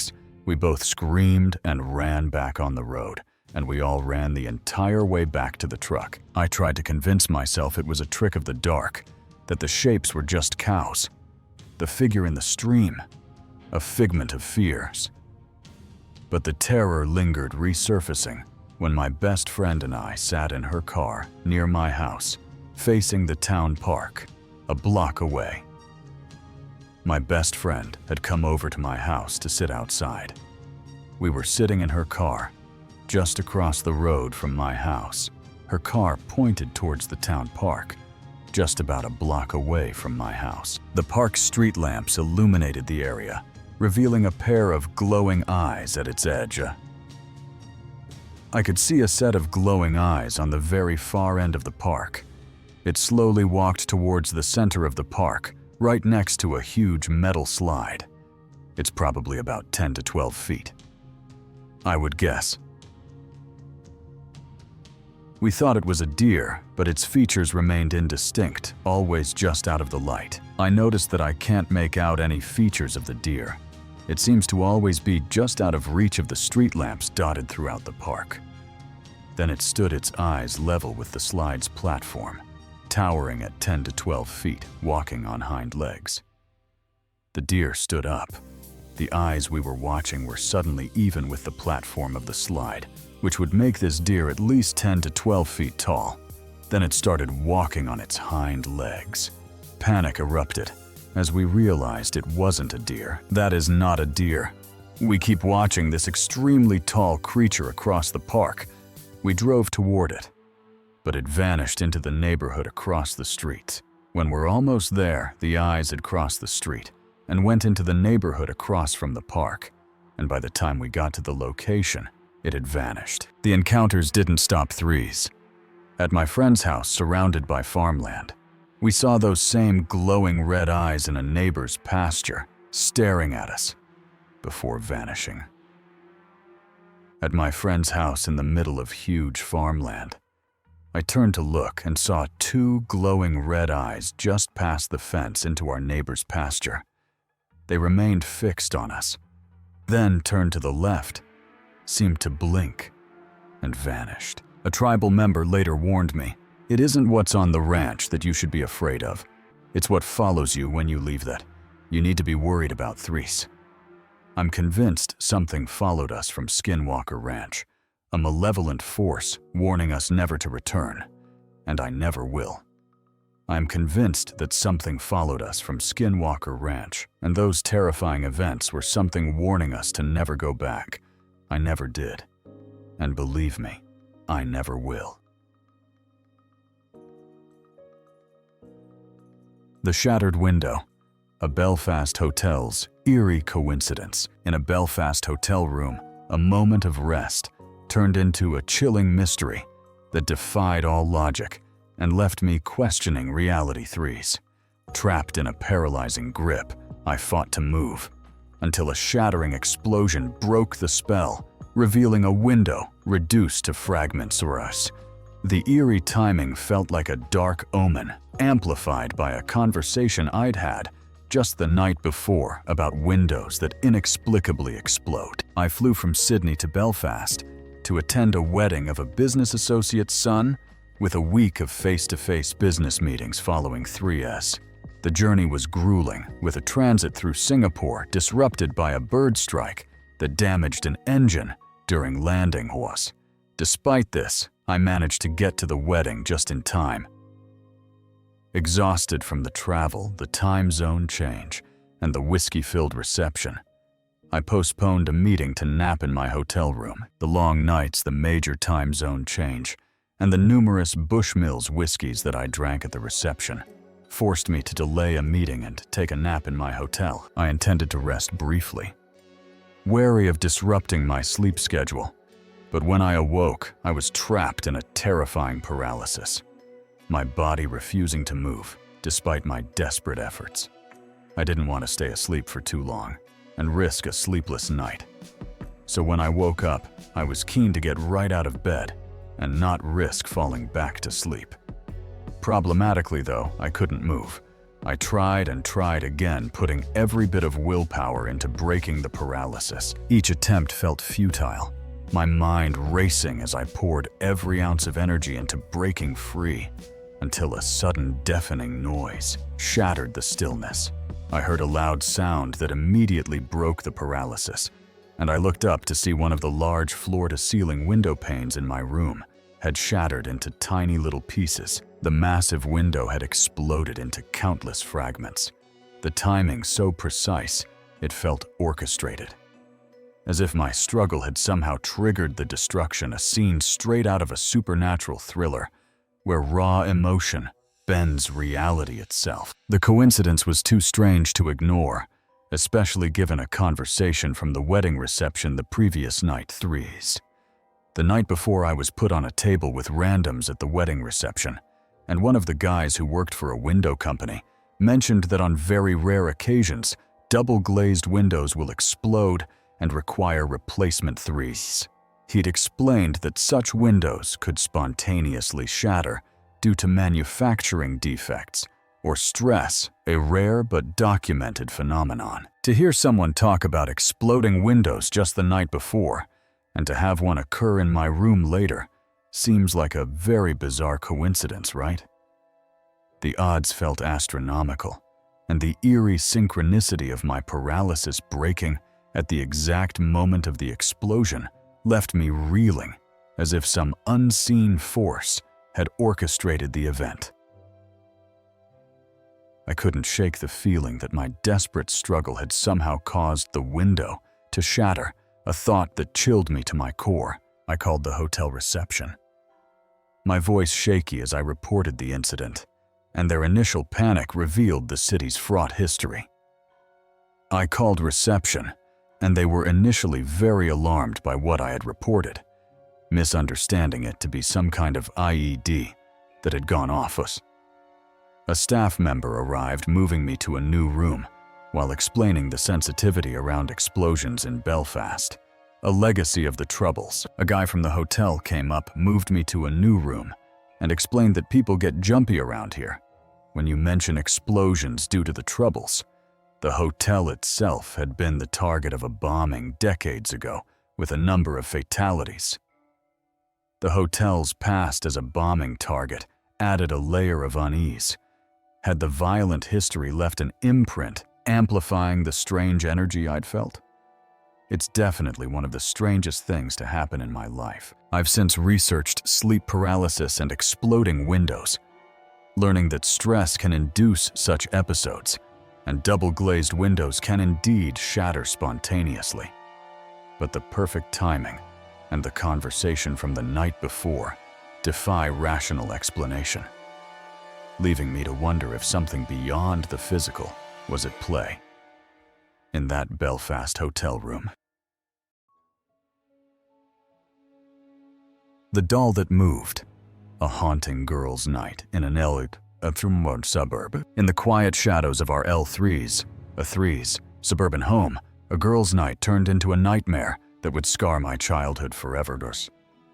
A wave of dread washed over me as I stepped into my room, an unseen presence whispering terror through the stillness. When I touched the porcelain doll on my dresser, its leg shot up, a horrifying motion that shattered my sense of safety. I grew up in a suburb in Menacing. We rented a small house that had 2 bedrooms in the back and a main living space and kitchen up front. My brother had 1 bedroom and I had the other, while my parents lived in the main living area. I was a curious child, blissfully unaware of the darker undercurrents that sometimes stirred in our modest home. My father and brother were away on a camping trip with the Boy Scouts, so my mom and I decided to have a girls' night. Staying up late playing games, we filled the night with laughter board games scattered across the living room floor. The warmth of our bond, a shield against the late hours chill, but that warmth vanished when I ventured into my room to grab another Game 3s. I went to get another board game from my bedroom, and when I stepped into my room, I had the worst feeling of dread come over me. I'll never forget that feeling. It still gives me goosebumps when I think about it, Threes. The air felt thick, oppressive, as if something unseen was watching, waiting. I crossed to my dresser where my board games were stacked, and my gaze fell on a porcelain doll my grandmother had given me perched on a stand in her fancy dress. I walked over to my dresser where the board games were, and where a doll my grandmother had given me was. It was a porcelain doll with a big fancy dress on a little stand, so it looked like she was standing up, trying to soothe the rising panic. I reached out, patting her dress gently, whispering words of comfort, sensing that something felt terribly wrong, and perhaps trying to comfort myself. I reached over and patted the doll's dress and said, "It's okay, Dolly," or something like that. But the moment I touched her, a nightmare came to life. One of her legs shot straight into the air, defying all logic. As soon as I did it, one of the doll's legs shot straight up in the air. I screamed instantly and ran out of that room. I fled, my screams echoing through the house. The image of that unnatural movement seared into my mind. The terror of that night became a haunting memory, one my mother later confirmed was part of a larger pattern of strangeness in our home. 3s.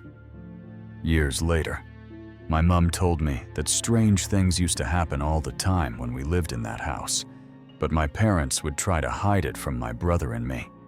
3s. They downplayed incidents to protect us. Pans flying off the stove cabinets, opening on their own lights, flickering in the dead of night. One time, a pan just randomly flew off the stove, and they played it off like it was normal. Cabinets would also randomly be opened, lights would flicker, that sort of things. We didn't stay in that house much longer after those events, the eerie occurrences too unsettling to ignore. 3s. We didn't live there much longer, but I never did set foot again in that rooms. I refused to enter my bedroom again. The memory of the doll's movement, a barrier I couldn't cross. My brother, in a protective act, helped me destroy the doll, shattering it to pieces in a desperate bid to banish the fear. My brother helped me destroy the doll. Looking back, I believe the doll was merely a conduit for whatever malevolent force resided in that house. Its porcelain form, a vessel for something far darker. I'm pretty sure that the doll was probably just a vessel for whatever was living in that house. I've tried to uncover the house's history, hoping for answers, but it was destroyed during a hurricane, leaving its secrets buried. I've tried to find out the history of the house, but it was destroyed during Katrina, and I'm really unable to find anything out about it now. I can be pretty skeptical about these things, but I always go back to that moment and realize that anything can happen. That night reshaped my understanding of the world, a stark reminder that the unknown can lurk in the most familiar places. The dread I felt, the doll's unnatural movement, and the house's hidden disturbances linger as a haunting echo, a mystery that still sends shivers down my spine whenever I recall the eerie stillness of that suburb. The balcony intruder, a chilling encounter in the dim light, in the dim glow of my apartment's balcony. A routine departure turned into a heart-stopping encounter that still haunts my every step. I thought I saw a cat darting away, a familiar sight in the stillness. But a second glance revealed a man, his presence a silent threat in the shadows. Frozen with fear, I watched him move his gaze locking onto mine, igniting a dread that whispered of danger in the quiet French night. I'm a woman living alone in my apartment. It's located on the ground floor, and so my balcony is very visible to other people. Each morning, I leave for work in the pre-dawn hours, a routine made eerie by the darkness that blankets my town, where streetlights are turned off to save energy.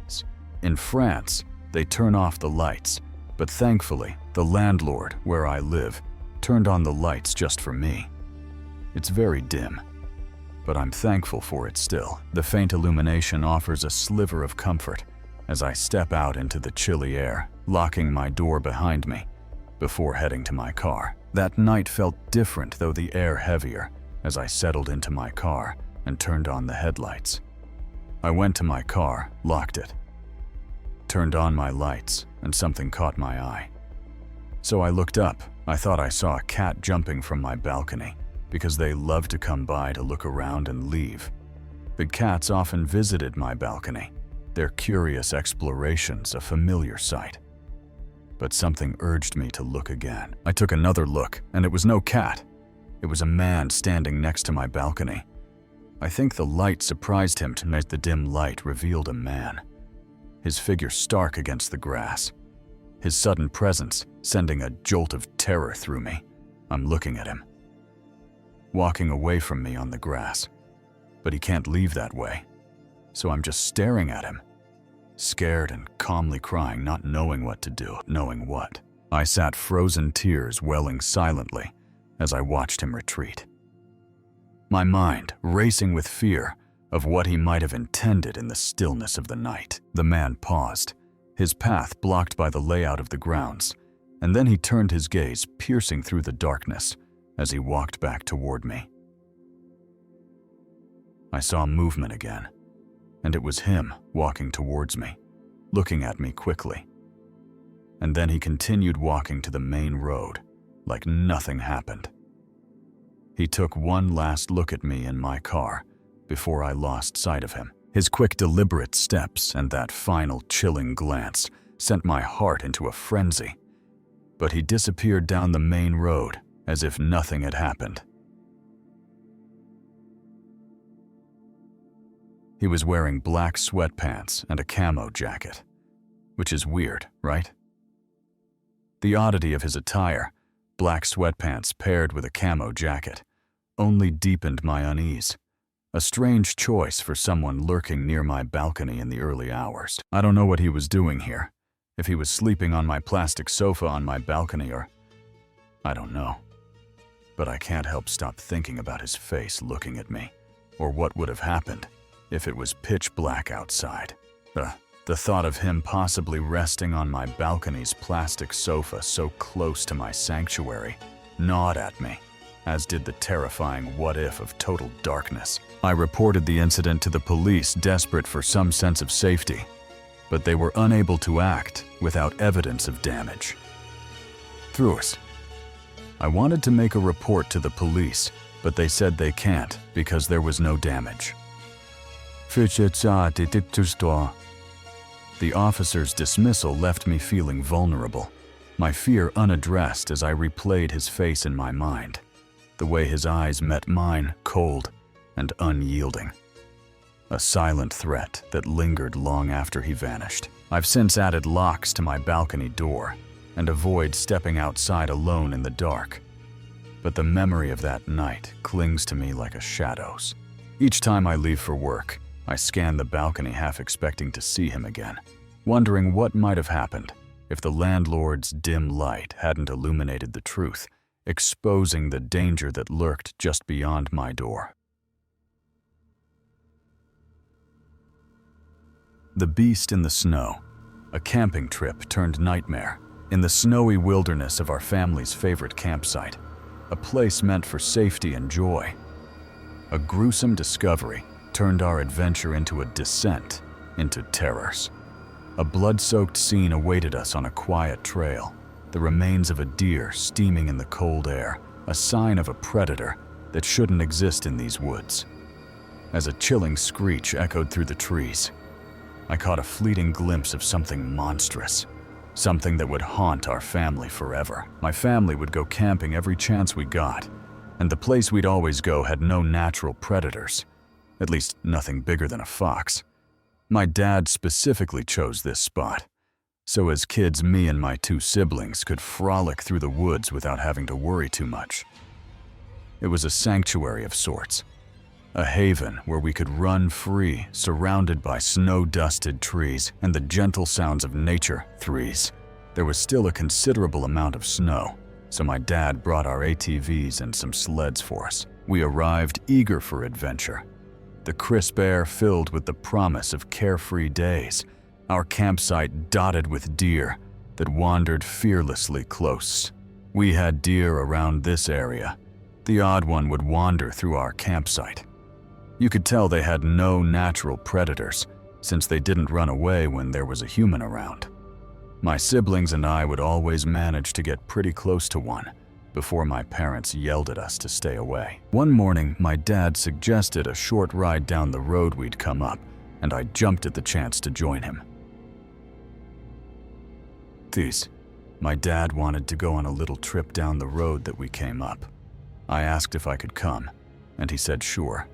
We both hopped on his quad and set out on our little trip. The ATV hummed beneath us as we ventured deeper into the snowy landscape, the trail winding through a forest that felt both familiar and untouched. But that sense of comfort shattered when we rounded a corner and stumbled upon a scene of carnage. My dad and I were a few miles away from the campsite when we rounded a corner and came across one of the most gruesome sights I've ever seen. On the side of the road were the pieces of a deer. It was blood absolutely everywhere. There was steam coming from the remains, which meant this was a recent kill. The deer's remains were torn apart, blood pooling in the snow, the steam rising from the fresh kill, a stark contrast to the icy ground. My dad, usually unshakable, froze his face, paling as he realized the implications. This wasn't the work of a fox. The air grew heavier as my dad quickly turned the ATV around, his urgency betraying the fear he tried to hide. My dad is usually a pretty calm guy. Not much can really rattle him, but I could tell that this freaked him out a lot. He was in the process of turning us around. Before we could escape, a bone-chilling sound erupted from the forest, a piercing cry that made us both flinch, my eyes darting to the trees in search of its source. A sound came from the forest. It was so loud that we both flinched, and I remember searching the forest for the source, but my dad was hauling down the way that we came. 3. My dad gunned the engine, racing back toward camp. But as we sped away, I caught a fleeting glimpse of something in the shadows. It could have been a trick of the light, or because I was freaked out. Maybe I was seeing things, but I could have sworn that I saw something running alongside of us for a second or two. It genuinely looked like an absolutely enormous dog before it vanished into the trees. It was massive dog-like, its form too large and unnatural for these woods, vanishing as quickly as it appeared, leaving my heart pounding with dread. We reached the campsite in a blur, my dad wasting no time packing us up to leave for good. My dad raced back to the camp, and we were all packed up and headed to a different location by the end of that day. We never did go back to that campsite after this encounter, years later. I asked him about that day, but he brushed it off, claiming the new campsite had better trails. I asked my dad about it, and he just said that it was because the new campsite was better than the old one, better trails and whatnot. But honestly, I think he was full of it. I think whatever we encountered scared the absolute heck out of him, and I think he must have seen it as well. I knew he was hiding the truth. The fear in his eyes that day told me he'd seen the creature too. I'm actually thankful that we never went back. I'm not sure if I would be able to sleep at night after what I saw there, and it still plagues my memories to this day. The memory of that monstrous shape, the blood in the snow, and the screech that echoed through the forest still haunts me, a chilling reminder that even the safest places can harbor terrors beyond comprehension.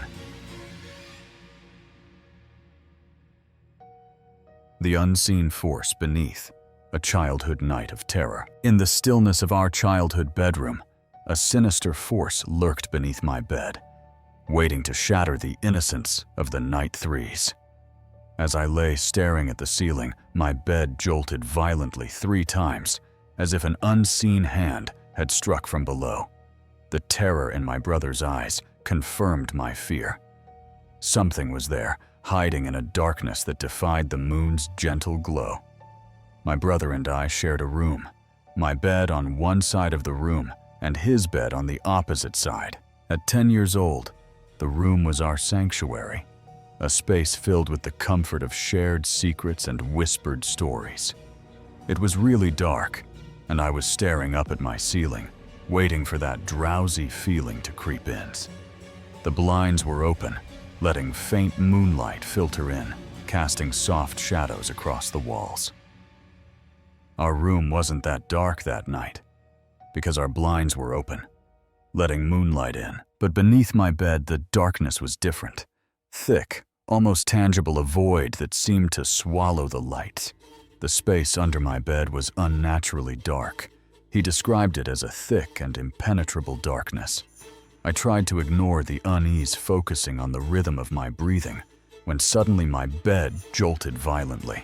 3 sharp, forceful bounces, as if something beneath had kicked the mattress with deliberate malice. My bed started bouncing 3 times like somebody was underneath my bed and kicked the mattress from underneath the frame. It was brief and violent, only 3 times. I leapt up, my heart pounding, and turned to my brother, whose wide eyes were fixed on the space beneath my bed, his face pale with terror. I got up immediately and looked at my little brother, whose eyes were locked on what was underneath my bed, and he told me that there was something there. He whispered that he'd seen something, an indistinct shape in the unnatural darkness. He started staring intently at the space under my bed and said that he saw something. I dropped to my knees, peering under the bed, expecting the worst, but found only our basketball bouncing lightly, as if it had just been dropped. When I went to check, it was just our basketball. The ball, though, was bouncing as if it had just been dropped prior to me checking underneath my bed. The sight offered no comfort. There was no logical reason for the ball to move, no explanation for the violent jolts. There is simply no logical explanation as to what happened and how. Years later, I called my brother, hoping it was a false memory, but he confirmed it his recollection as vivid as mine, though he had no answers either. I called him to see if it was a fake memory, but he confirmed that it actually happened, and he also had no possible explanations. When I'm alone with my thoughts, I think about it, and genuinely become stressed about it. It still plagues my memories. That night left an indelible mark, a chilling reminder of the unseen forces that can lurk in the most familiar places. A fear that still grips me whenever I'm alone in the dark, wondering what might be waiting beneath.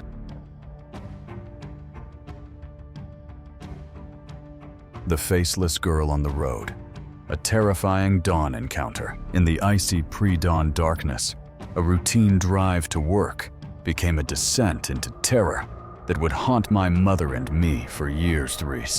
A young girl, jaywalking across our path, froze us in our tracks, her eerie presence and tattered clothes hinting at something far from human.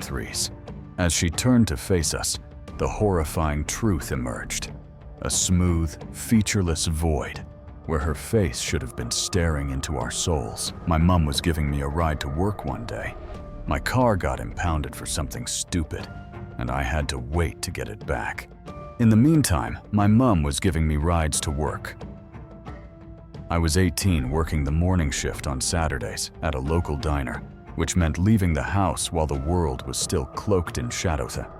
It was still dark outside, pitch black in fact, and very cold that morning. The chill seeped into the car as we drove through the empty streets, the headlights cutting through the blackness like a lifeline. My mom, always chatty, kept the silence at bay with her usual commentary, her voice a comforting hum against the eerie quiet. We were nearing the diner when a figure appeared ahead, poised to cross the road in front of us. As my mom drove me to work from a distance, I could see a figure getting ready to cross the road, basically jaywalk in front of us. Fools.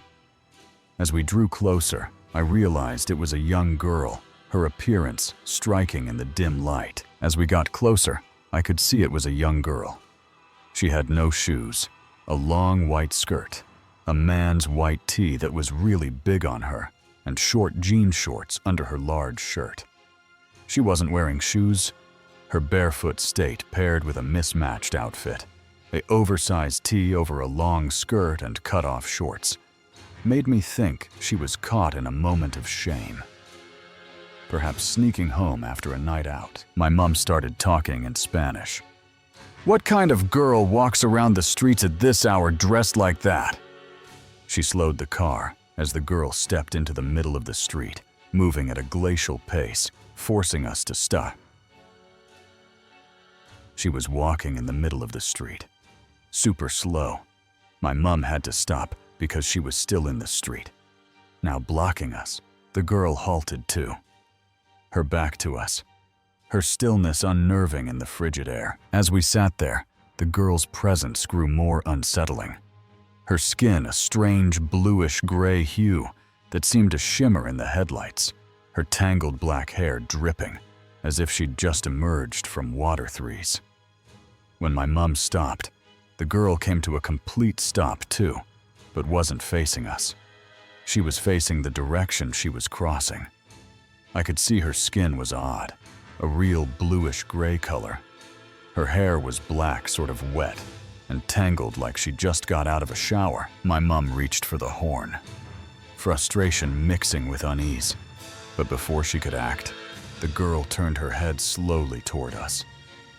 My mom was about to honk at her when she slowly turned her head to look right at us.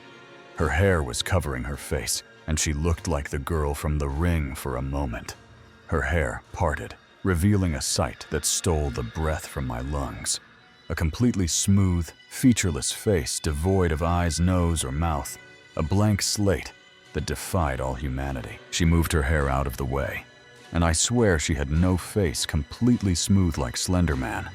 No eyes, no mouth, no nose, nothing. My mom's gasp turned into a panicked sob, her hands trembling on the wheel as she hyperventilated, while I felt a cold dread grip my chest, my heart sinking into an abyss of fear. My mom started to have a panic attack. I felt my heart drop. I focused on calming my mom down. The faceless girl held our gaze for a fleeting moment before sprinting away. Her movements eerily normal, yet deeply wrong. The girl looked at us and then took off running. She didn't move at irregular speeds, but she was definitely off. We never spoke of that morning for years, the memory too raw, too inexplicable. I've never seen anything like that in my life. To this day, my mom and I really can't explain what it was for us. I've wondered if it was a cruel prank, but the logistics and that unnatural face defy reason. It could be a prank. But honestly, who would do something like that? The image of her smooth, featureless visage still chills me. A haunting reminder of the unknown that can lurk in the most ordinary moments, leaving me to wonder if others have glimpsed such a horror on a cold, dark road. The Doll That Moved, a haunting girls' night in an house. A threesome on Suburb, in the quiet shadows of our a suburban home, a girls' night turned into a nightmare that would scar my childhood forever. A wave of dread washed over me as I stepped into my room. An unseen presence, whispering terror through the stillness. When I touched the porcelain doll on my dresser, its legs shot up, a horrifying motion that shattered my sense of safety. I grew up in a suburb in Threes. We rented a small house that had 2 bedrooms in the back and a main living space and kitchen up front. My brother had 1 bedroom, and I had the other, while my parents lived in the main living area. I was a curious child, blissfully unaware of the darker undercurrents that sometimes stirred in our modest home. My father and brother were away on a camping trip with the Boy Scouts.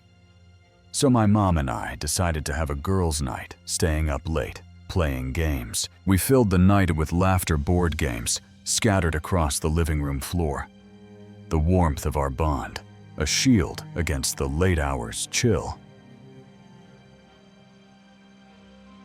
But that warmth vanished when I ventured into my room to grab another games. I went to get another board game for my bedroom, and when I stepped into my room, I had the worst feeling of dread come over me. I'll never forget that feeling. It still gives me goosebumps when I think about it. The air felt thick, oppressive, as if something unseen was watching Mating Threes. I crossed to my dresser, where my board games were stacked, and my gaze fell on a porcelain doll my grandmother had given me, perched on a stand in her fancy dress. I walked over to my dresser, where the board games were, and where a doll my grandmother had given me was. It was a porcelain doll with a big fancy dress on a little stand, so it looked like she was standing up. Trying to soothe the rising panic, I reached out, patting her dress gently, whispering words of comfort. Sensing that something felt terribly wrong, and perhaps trying to comfort myself, I reached over and patted the doll's dress and said, "It's okay, Dolly," or something like that. But the moment I touched her, a nightmare came to life. One of her legs shot straight into the air, defying all logic. As soon as I did it, one of the doll's legs shot straight up in the air. I screamed instantly and ran out of that room. I fled, my screams echoing through the house. The image of that unnatural movement seared into my mind. The terror of that night became a haunting memory, one my mother later confirmed was part of a larger pattern of strangeness in our home. Years later, my mom told me that strange things used to happen all the time when we lived in that house, but my parents would try to hide it from my brother and me. They downplayed incidents to protect us. Pans flying off the stove cabinets opening on their own, lights flickering in the dead of night. One time, a pan just randomly flew off the stove, and they played it off like it was normal. Cabinets would also randomly be opened. Lights would flicker, that sort of thing. We didn't stay in that house much longer after those events, the eerie occurrences too unsettling to ignore. We didn't live there much longer, but I never did set foot again in that room. I refused to enter my bedroom again. The memory of the doll's movement, a barrier I couldn't cross. My brother, in a protective act, helped me destroy the doll, shattering it to pieces in a desperate bid to banish the fears. My brother helped me destroy the doll. Looking back, I believe the doll was merely a conduit for whatever malevolent force resided in that house. Its porcelain form, a vessel for something far darker. I'm pretty sure that the doll was probably just a vessel for whatever was living in that house. Boisies.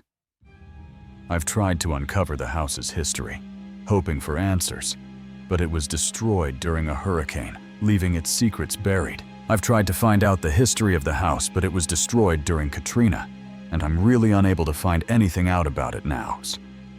I can be pretty skeptical about these things, but I always go back to that moment and realize that anything can happen.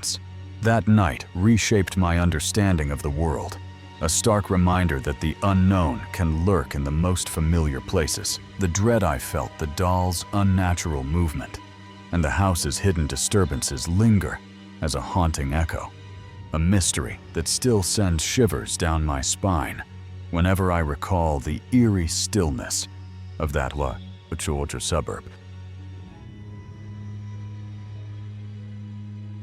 The unseen stalker in the dunes, a nighttime terror on the Nisevar coast. In the moonlit shadows of a coastal dune path, a night of youthful rebellion turned into a heart-pounding flight from an unseen terror threes.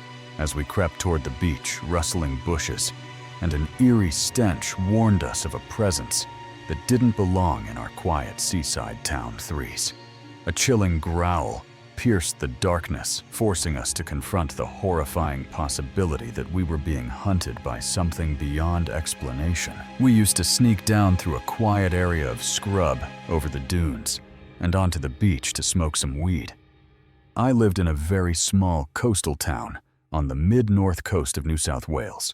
Growing up in that sleepy town, where the most dangerous wildlife included possums, wallabies, and the occasional kangaroo, we felt invincible. Typical wildlife was possums, wallabies, and maybe the occasional kangaroo.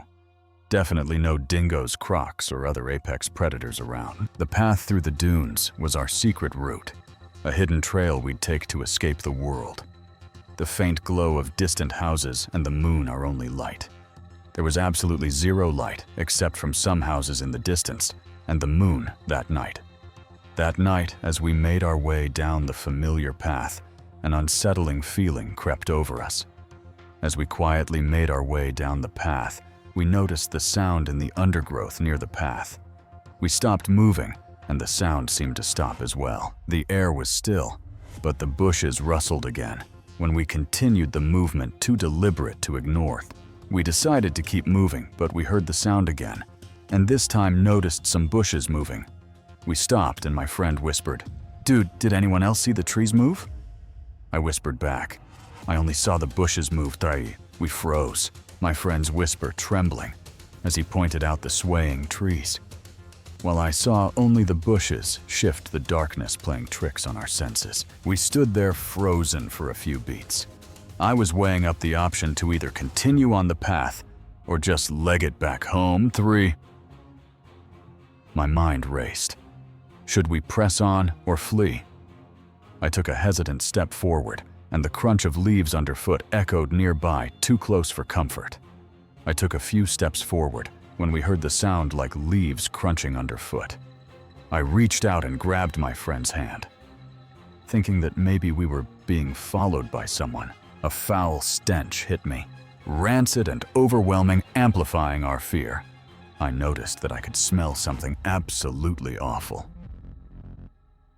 "What the hell is that smell?" My mate whispered, his voice so small that it frightened me even more.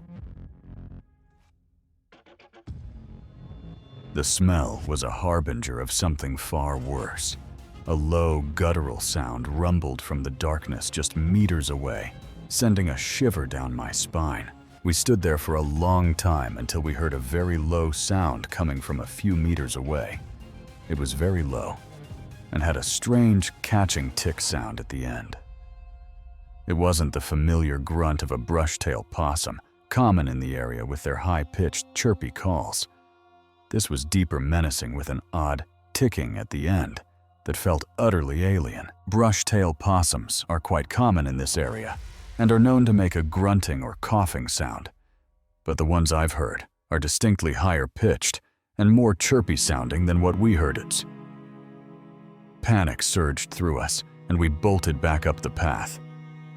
The sounds of crashing branches and crunching leaves erupting behind us like a storm. We booked it straight back up the path that we came from. It sounded to me like a huge commotion of leaves crunching and branches shaking and crashing behind us as we began to run. The noise felt too large, too chaotic for a small possum, amplifying our terror as we ran. We never returned to that spot. The memory too raw, too unsettling to face again. We never did go back to that spot again, and we would often bring it up trying to speculate what could have followed us that night. Our best theories are that it was just a really big possum, or perhaps a person trying to scare us. We debated endlessly. Was it a possum unnaturally large and bold, or a person playing a cruel prank? The biggest issue we would argue over is why would a possum follow us, let alone down on the ground? My mate says he saw the tree branches move as well. If it was a person, how did they make that sound? And what was that smell? And why didn't we hear any footsteps? The lack of footsteps. The stench and the unnatural growl defied logic, leaving us with more questions than answers. Maybe it was just a coincidence of events. A person following us, a nearby possum, and a nearby dead animal stink, wafting over at just the right moment. Looking back with adult hindsight, I can't shake the feeling that something else was out there. Something that didn't belong in our quiet coastal haven. The memory of that night, the sound, the smell, the unseen pursuer, still sends chills down my spine. A haunting reminder of the unknown that can lurk just beyond the dunes, waiting for the perfect moment to reveal its presence. The Black-Eyed Children in Appalachia. A night of unspoken horror, deep in the shadowed woods of an Appalachian state park. A night of youthful escape, turned into a chilling encounter with the unknowns. Footsteps echoed through the trees, followed by the haunting laughter of children. Yet the darkness revealed a terror far beyond any animal we expected. As their black, soulless eyes locked onto us, my boyfriend and I realized we were facing something no story could prepare us for. I was with my boyfriend at the time, and we were driving around in a state park in Appalachia. We were looking for a place to park so we could smoke without being seen. At 17, we craved the thrill of secrecy, the dense forest offering the perfect cover for our late-night escapade. We eventually found a gravel pull-off on a heavily wooded part of the park, just off the main road. This area had a good amount of tree cover, and it was far enough from the main road that we figured we wouldn't be seen. There were no other cars around either, which was a good yes. The gravel crunched under our tires as we settled in the towering trees, swallowing the faint glow of distant lights, leaving us in a cocoon of darkness that felt both safe and isolating. We spent a while in the car, the air thick with smoke as we talked, and let music fill the silence, occasionally stepping out to stretch our legs and breathe in the crisp forest air. We smoked for a while, and were just hanging out talking and listening to music. We even got out of the car for a bit, to stretch our legs and walk around a little. The woods were eerily quiet, the kind of stillness that presses against you. But we brushed it off, lost in our carefree moment. Eventually, though, we got back in the car and were just sitting there talking when we started to hear what sounded like footsteps in the woods nearby. Now, at first, we thought it might be a deer or a raccoon, but the steps were too rhythmic, too deliberate, human-like, slow and purposeful, crunching through the leaves with an unsettling cadence. At first, we thought it might be an animal, but the steps sounded distinctly human, like someone walking slowly and deliberately through the leaves. My boyfriend cut the music, and we sat in tense silence, the sound growing closer until a faint, unmistakable giggle, a child's laughter, sent chills racing down my spine. We both sat there listening. The footsteps seemed to be getting closer, and then we heard what sounded like a child's laughter. It was faint but unmistakable. I immediately got goosebumps. The laughter wasn't playful.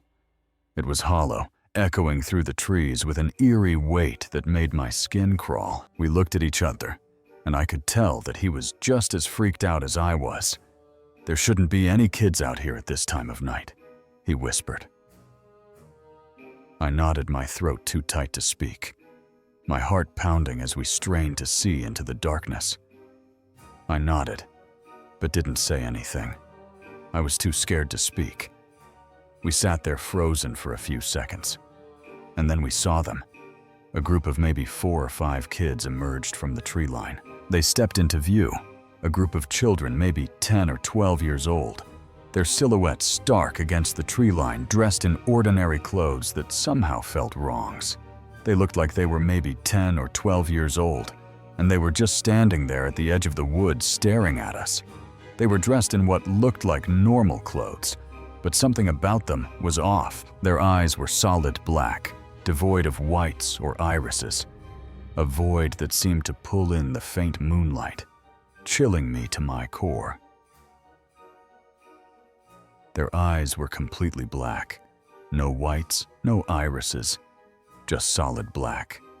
They didn't say anything. They just stood there, staring at us, for what felt like forever. The air grew heavier as they watched us unblinking, until my boyfriend started the car. The engine's roar breaking the spell. They turned and fled back into the woods, except for one boy who lingered, stepping closer with those hollow eyes. My boyfriend started the car, and I think that must have startled them, because they suddenly turned and ran back into the woods. One of them, a boy, stayed behind for a moment. He took a few steps toward the car, still staring at us with those black eyes. I screamed for him to drive, and we sped away, the gravel spitting behind us as we raced out of the park, my heart in my throat as I glanced back, seeing nothing but shadows. I screamed at my boyfriend to drive, and he did. We peeled out of there as fast as we could. I kept looking back, but didn't see them following us. We didn't stop driving until we were out of the park and back on the main road. We barely spoke of it afterward. The memory too raw. But I've since heard tales of black-eyed children entities that defy explanation, and I believe we encountered them that night. We didn't talk about it much after that, but I know we both saw the same thing. I've heard stories about black-eyed children before, but I never thought I'd actually encounter them. It still gives me chills to think about it. The image of those empty black gazes still haunts me, a reminder of the terror that can lurk in the most secluded corners of the world.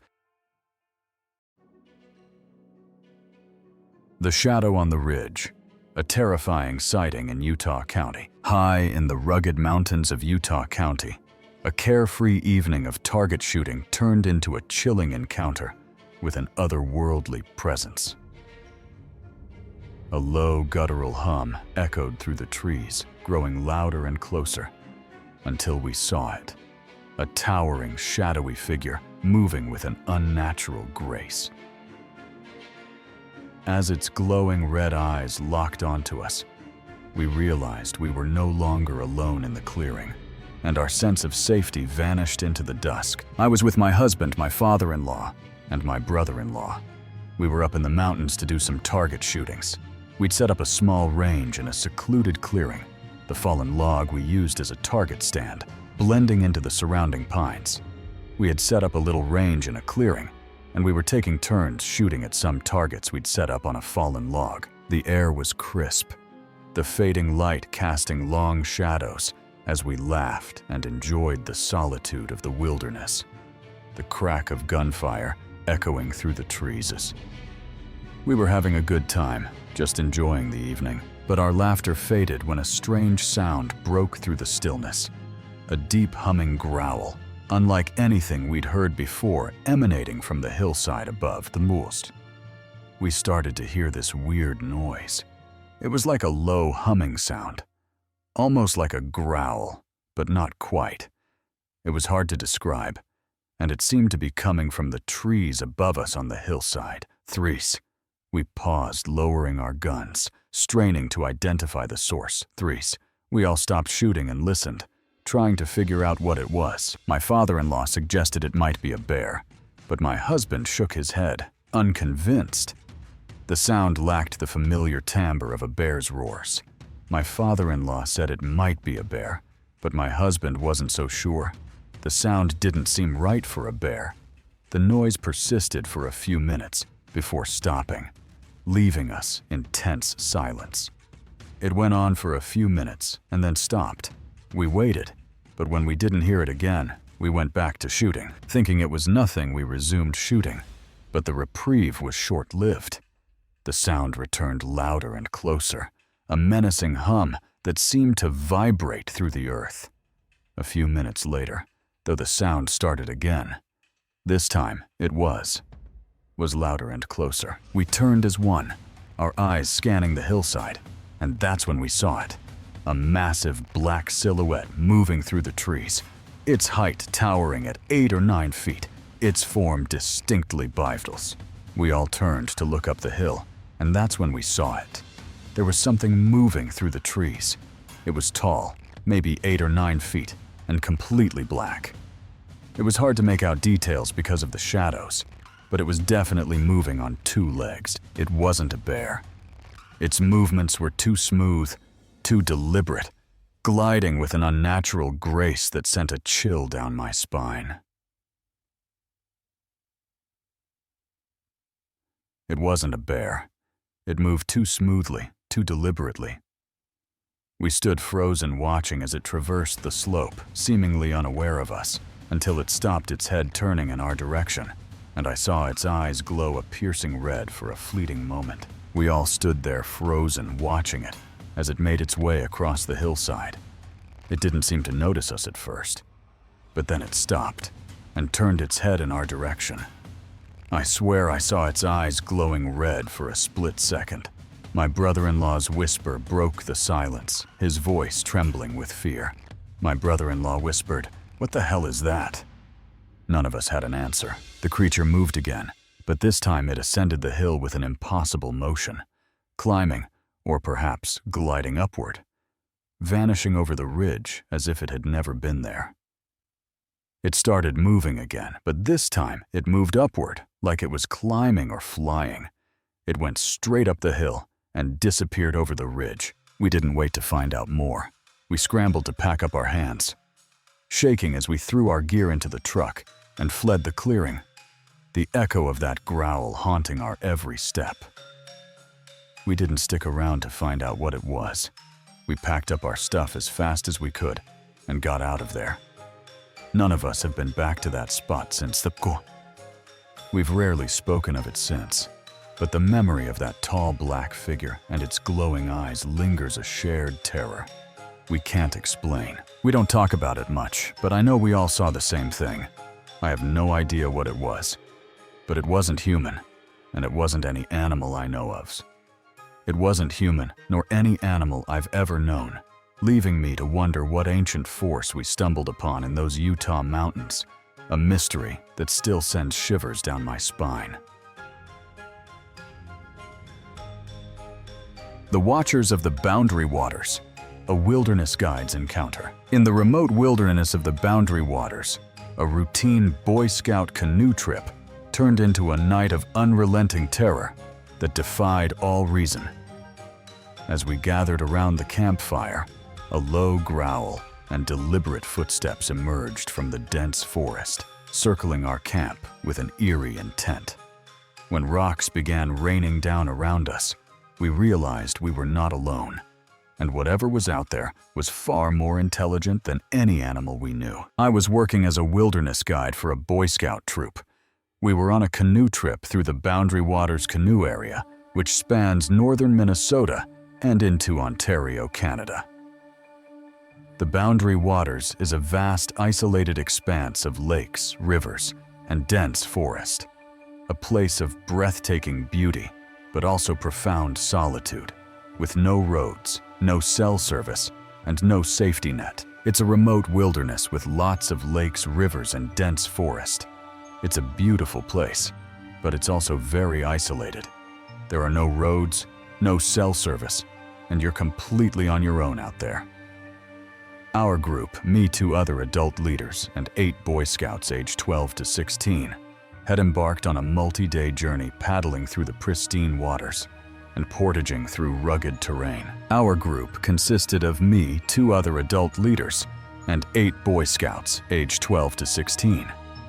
We had set up camp on the shore of a small lake. We'd set up camp on the shore of a tranquil lake, the boys' laughter filling the air as they roasted marshmallows by the fire, the glassy water reflecting the fading light. We had paddled portaged a couple of times and set up our tents in a clearing near the water. The boys were tired, but in good spirits, and we had a fire going. The evening was calm, no wind, and the lake was like glass. The other leaders and I organized gear planning the next day's route, while the boys shared stories, their voices a comforting hum in the stillness. The boys were roasting marshmallows and telling stories around the fire, while the other leaders and I were organizing gear and planning the next day's route. But our peace was shattered by a rustling sound in the woods, about 50 yards from our campsite, a noise that grew into heavy, deliberate footsteps, as if something massive was stalking through the underbrush. We heard a low sound in the woods, maybe 50 yards from our campsite. At first, we thought it might be a deer or a small animal, but the noise kept getting louder and closer. The sound turned into what sounded like heavy footsteps, slow and deliberate, like something big was walking through the underbrush. One of the boys froze mid-sentence, his voice trembling as he spoke. One of the boys said, "Do you hear that?" We all stopped to listen. I grabbed a flashlight, sweeping its beam into the thick trees, but the light couldn't penetrate the dense forest. I grabbed a flashlight and shone it in the direction of the noise, but I couldn't see anything. The trees were too thick. We called out, hoping it was another camper or a bear we could scare off. But the footsteps stopped as we approached, leaving us in an uneasy silence. The other leaders and I told the boys to stay by the fire while we went to check it out. We walked into the woods, calling out to see if it was another camper or a bear. We didn't see anything, but the footsteps stopped as soon as we started moving toward them.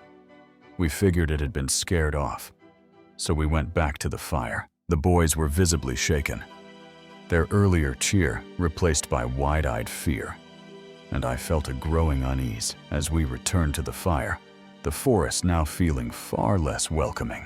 The boys were spooked, and honestly, so were we. About an hour later, as we were getting ready to turn in for the night, we heard it again, this time much closer, maybe 20 yards from the edge of our camp. The footsteps returned louder and closer, accompanied by a deep guttural growl that sent a shiver down my spine. A sound too resonant, too primal to be a bear. The footsteps were louder, and there was a new sound, a deep guttural growl that sent chills down my spine. I've heard bears before, and this was not a bear. It was too low, too resonant. The boys' panic escalated, one crying softly, as another pleaded to leave, their fear mirroring my own. One of the boys started crying, and another one said, "We need to leave." I tried to stay calm and told everyone to get into their tents and stay quiet. I gripped my bear spray and hatchet standing by the fire. With the other leaders, our flashlights piercing the darkness as a tall, shadowy figure emerged between the trees. 9 feet tall, moving on 2 legs, with an unnatural gliding gait. I grabbed my bear spray and a hatchet and stood by the fire with the other leaders. We shone our flashlights into the woods again, and this time we saw something. There was a shape moving between the trees.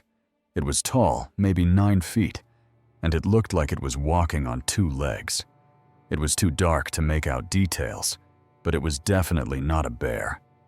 It moved with a strange, loping gait, almost like it was gliding. It circled our camp, the growling intensifying, and then small rocks began pelting the ground around us. One striking a tent, the boys' screams piercing the night. It kept moving, circling our camp. The growling continued, and then we heard something that made my blood run cold. It sounded like rocks being thrown.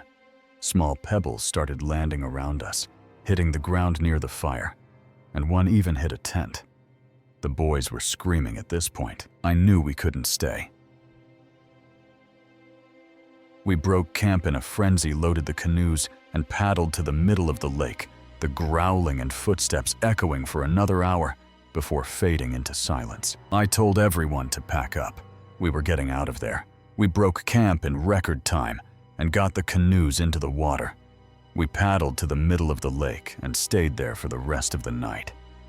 The growling and footsteps continued for another hour or so, but whatever it was didn't follow us onto the water. We didn't sleep, and the next day we fled the area later, learning from an experienced guide about the Watchers, ancient intelligent entities that guard the woods, mimicking sounds to lure intruders. We didn't sleep that night, and the next morning we paddled as far as we could away from that spot. Later in the trip, we ran into another group of canoeists, and I told their leader what had happened. He said, "You've met one of the Watchers," and told me that there are things in those woods that have been there a lot longer than we have, that they're smart, smarter than any animal, and can mimic sounds like footsteps or voices to lure people. He advised us to avoid that area in the future, and we did. I've never returned to that lake, the memory of that night. A towering figure, its growl and the rocks it threw, still haunting me, a reminder of the ancient forces that lurk in the boundary waters, watching and waiting. Fuas. I've been back to the boundary waters many times since then, but I've never gone near that lake again, and I've never heard anything like that growl since. I don't know what it was, but I believe that old guide. There are things out there we don't understand. The Watcher at the Window, a new parent's nightmare in Suburbia. In the quiet safety of our new suburban home, a night of exhaustion turned into a chilling confrontation that shattered our peace as new parents threes. Our dog's sudden growls led me to our daughter's room, where a faint tapping on the window revealed a sinister figure lurking just beyond the glass. As I locked eyes with the shadowy man staring at our sleeping child, a wave of dread washed over me, hinting at a danger we couldn't fathom. My wife and I had just moved into our new house. We had just had our first child, a daughter, and we were still adjusting to life as new parents. The house is in a suburban neighborhood, in a mid-sized city in the US, a quiet area with mostly families living around us. We'd settled into the rhythm of our new life, the neighborhood's calm streets filled with the laughter of children and the hum of family routines. We were busy unpacking and setting up the nursery, so we didn't have much time to think about anything else. The nursery was a haven of pastel colors and soft toys, a space we'd poured our hearts into for our daughter, who was just beginning to find her sleep patterns. Our daughter was starting to sleep a little better, but we were still up a lot at night with her. That night, after finally getting her to sleep, we collapsed into bed. Our exhaustion a heavy weight after days of unpacking and parentings. On this particular night, my wife and I had just gotten her to sleep, and we were exhausted. We went to bed ourselves shortly after 3's, but our rest was broken when our dog's sharp barks cut through the silence, a rare occurrence that sent a jolt of unease through me. I was woken up by the sound of our dog barking. He doesn't usually bark at night, so I knew something was up. I stumbled into the living room where he stood by the front window, growling low in his throat. His ears pricked toward the darkness outside. I got out of bed and went to the living room where he was standing by the front window, growling. I looked out but didn't see anything at first. The street was quiet, and there were no cars or people around. I peered into the empty street, expecting a raccoon or a stray cat, but saw nothing. So I calmed him down and returned to bed, brushing it off as a fluke. 3. I figured maybe he heard a raccoon or something, so I calmed him down and went back to bed. 3's. Bah. But later a new sound pulled me from sleep. A faint rhythmic tapping, like someone lightly knocking on glass, coming from down the hall. I woke up again because I heard a tapping sound. It was faint, but rhythmic, like someone was lightly knocking on glass. I thought maybe it was a tree branch hitting a window, so I got up to check as I followed the noise to our daughter's room. My heart sinking as I realized there were no trees close enough to cause it. I followed it down the hall to our daughter's room.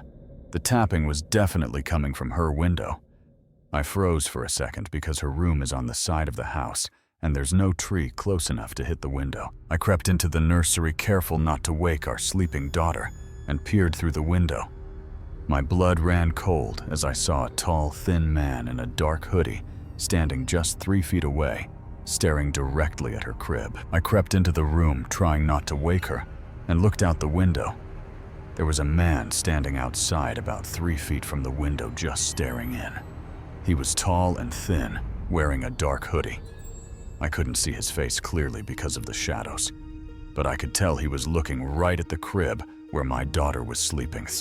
My heart pounded, torn between fear and the urge to protect her. But I backed out silently, not wanting to escalate the situation. My heart was pounding. I didn't know what to do. I wanted to yell, but I was afraid of waking her up and escalating the situation. I backed out of the room as quietly as I could and went to get my wife, 3's. I woke my wife, whispering what I'd seen, and she immediately grabbed her phone to call the police while I seized a baseball bat, my hands trembling with adrenaline. I told her what I saw, and she immediately grabbed her phone to call the police while I grabbed a baseball bat. We locked ourselves in our bedroom with our daughter and waited for the police to arrive. The police arrived, their search revealing footprints and cigarette butts outside the window. Proof I hadn't imagined the intruder. But the man was gone, leaving us with a lingering sense of dread. They searched the area around the house, but the man was gone. They found footprints in the dirt outside the window, so I know I didn't imagine it.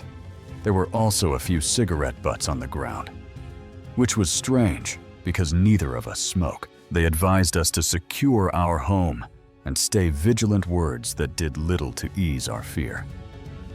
The police took a report and told us to keep our doors and windows locked and to call if we saw anything else.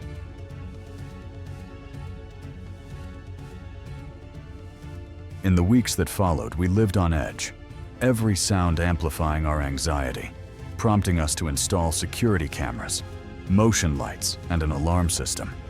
While I parked my car to block the view of the nursery window, for the next few weeks we were on edge. Every little noise made us jump. We got security cameras installed and started keeping the blinds closed at night.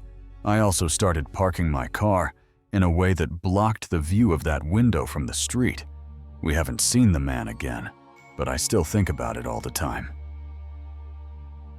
The thought of what he wanted, why he targeted our daughter, still haunts me, a constant reminder of how close danger came to our new family. I don't know what he wanted or why he was watching our daughter. It makes me sick to think about what might have happened if I hadn't woken up that night. We've since added more security to the house, including an alarm system and motion lights, but I still don't feel completely safe. I just hope we never see him again. Despite our precautions, the feeling of safety remains elusive, a shadow cast over our suburban haven. The menacing wagon in the woods, a camping trip's dark turn. On a familiar dirt trail in the woods, a family bike ride turned into a harrowing escape from a threat that still haunts my memories. The sight of an out-of-place station wagon loaded with suspicious black bags sent alarm bells ringing through our carefree camping trip. As the menacing driver reversed toward us, my stepdad's panicked command to flee revealed a danger far greater than we ever expected. I went on a camping trip with my mother-stepfather and my 4 younger siblings. We were not a very well-off family. In fact, we were pretty poor, so we would always just go camping, usually to the same campsite, which felt like miles away, but wasn't. Less than 10 miles from the city where we lived. At 13 or 14, I was used to these trips, though I often found them more tedious than thrilling, a sentiment shared by my siblings as we grumbled through the lack of modern comforts. We had been there a few times previously, and we knew the campsite and the surrounding area fairly well. It was a pretty safe and familiar place. The campsite was a modest clearing, surrounded by dense woods, where we'd set up our worn tent. My parents' arguments over its assembly, a predictable ritual. Everything was going as normal. I sort of hated camping. My parents would always argue when it came to putting up the tent.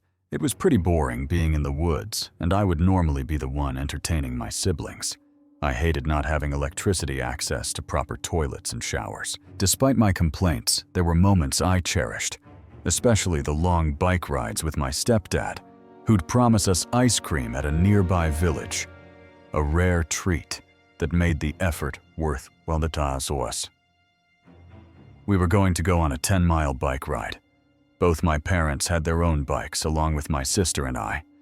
My stepdad's bike had this small trailer where my 3 younger siblings, all under the age of 5, were sitting. The dirt trails inaccessible to public transport and meant only for forest ranger vehicles wound through the remote woods, offering a sense of adventure amidst the towering trees. It was hard work going on these epic long bike rides, but I did enjoy being in the middle of the woods surrounded by nature.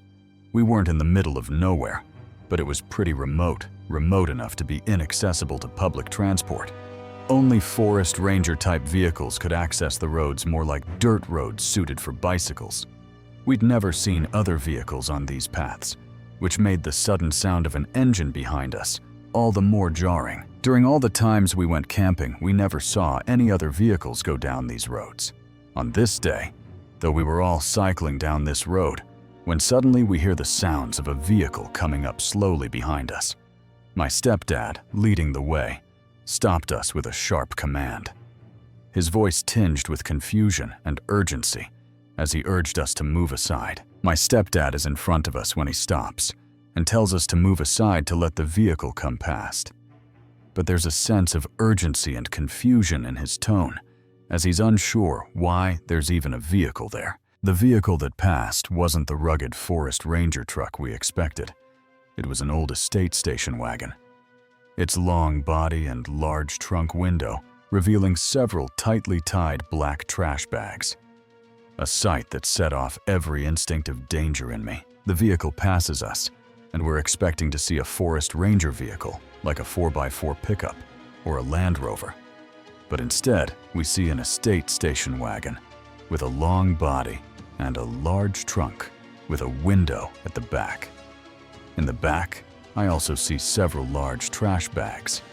It was a very strange sight. The car wasn't built for these trails. Its presence unprecedented in our years of camping here, and the driver's failure to stop for directions only deepened my unease. This is not a car designed to go off roads in the woods like this. We've never encountered any vehicles down this bike road before. The person driving is clearly not lost, as they didn't stop to ask for directions. There are big black trash bags at the back that look very suspicious. They're full and tied up very tightly, and I didn't see anything poking out to indicate it was full of garbage. The driver, dressed in dark clothing, with short hair and a clean-shaven face, exuded a roughness that clashed with the serene countryside, his stern demeanor sending a chill through me. The driver looked very rough. He didn't look like a friendly person that belonged to the countryside. He wore dark clothing, and I think he was clean-shaven and had very short hair. The car drove a few more feet before stopping, the silence stretching into an eternity as we watched frozen. My stepdad's sudden seriousness signaling the gravity of the moment. The car drives on several more feet. Then the driver stops for what feels like the longest time. We're all just watching this car dumbfounded. My stepdad has told us to remain still. He's really serious all of a sudden as he's assessing the situation. Then the reverse lights flickered on, and the car began backing toward us, my stepdad, once a soldier, the toughest man I knew, shouting for us to run. His voice laced with panic I'd never heard before. The car's reverse light comes on, and the car starts reversing up to us. My stepdad, who was in the army and was one of the toughest guys I knew, goes into full-on panic mode. He tells us to run. We don't even get on our bicycles to ride. Instead, we all flee on foot, running with our bicycles through the woods. We sprinted through the underbrush, dragging our bikes, until we reached a railway bridge we'd passed earlier. Too afraid to look back, unsure if the man pursued us or simply drove on. We find a railway bridge we had previously passed. We never looked back, and I have no idea if the man in the car got out to go after us or if he just continued driving. The memory of that day, of the car, the bags, and my stepdad's fear, has lingered, a stark reminder of the dangers that can lurk, even in familiar places, leaving me wary of the woods and the strangers they might hide. I have no idea who he was or what was in those bags, but why he reversed that day was strange. We never really spoke about what happened after that. I know it seriously scared my stepdad because of his response, and it's left me frightened about who I might encounter in the woods until this very day. The screeching blur on the track, a night walk gone wrong in rural Virginia. In the quiet darkness of a rural Virginia night, a peaceful walk turned into a heart-stopping encounter that challenged everything I believed about the world.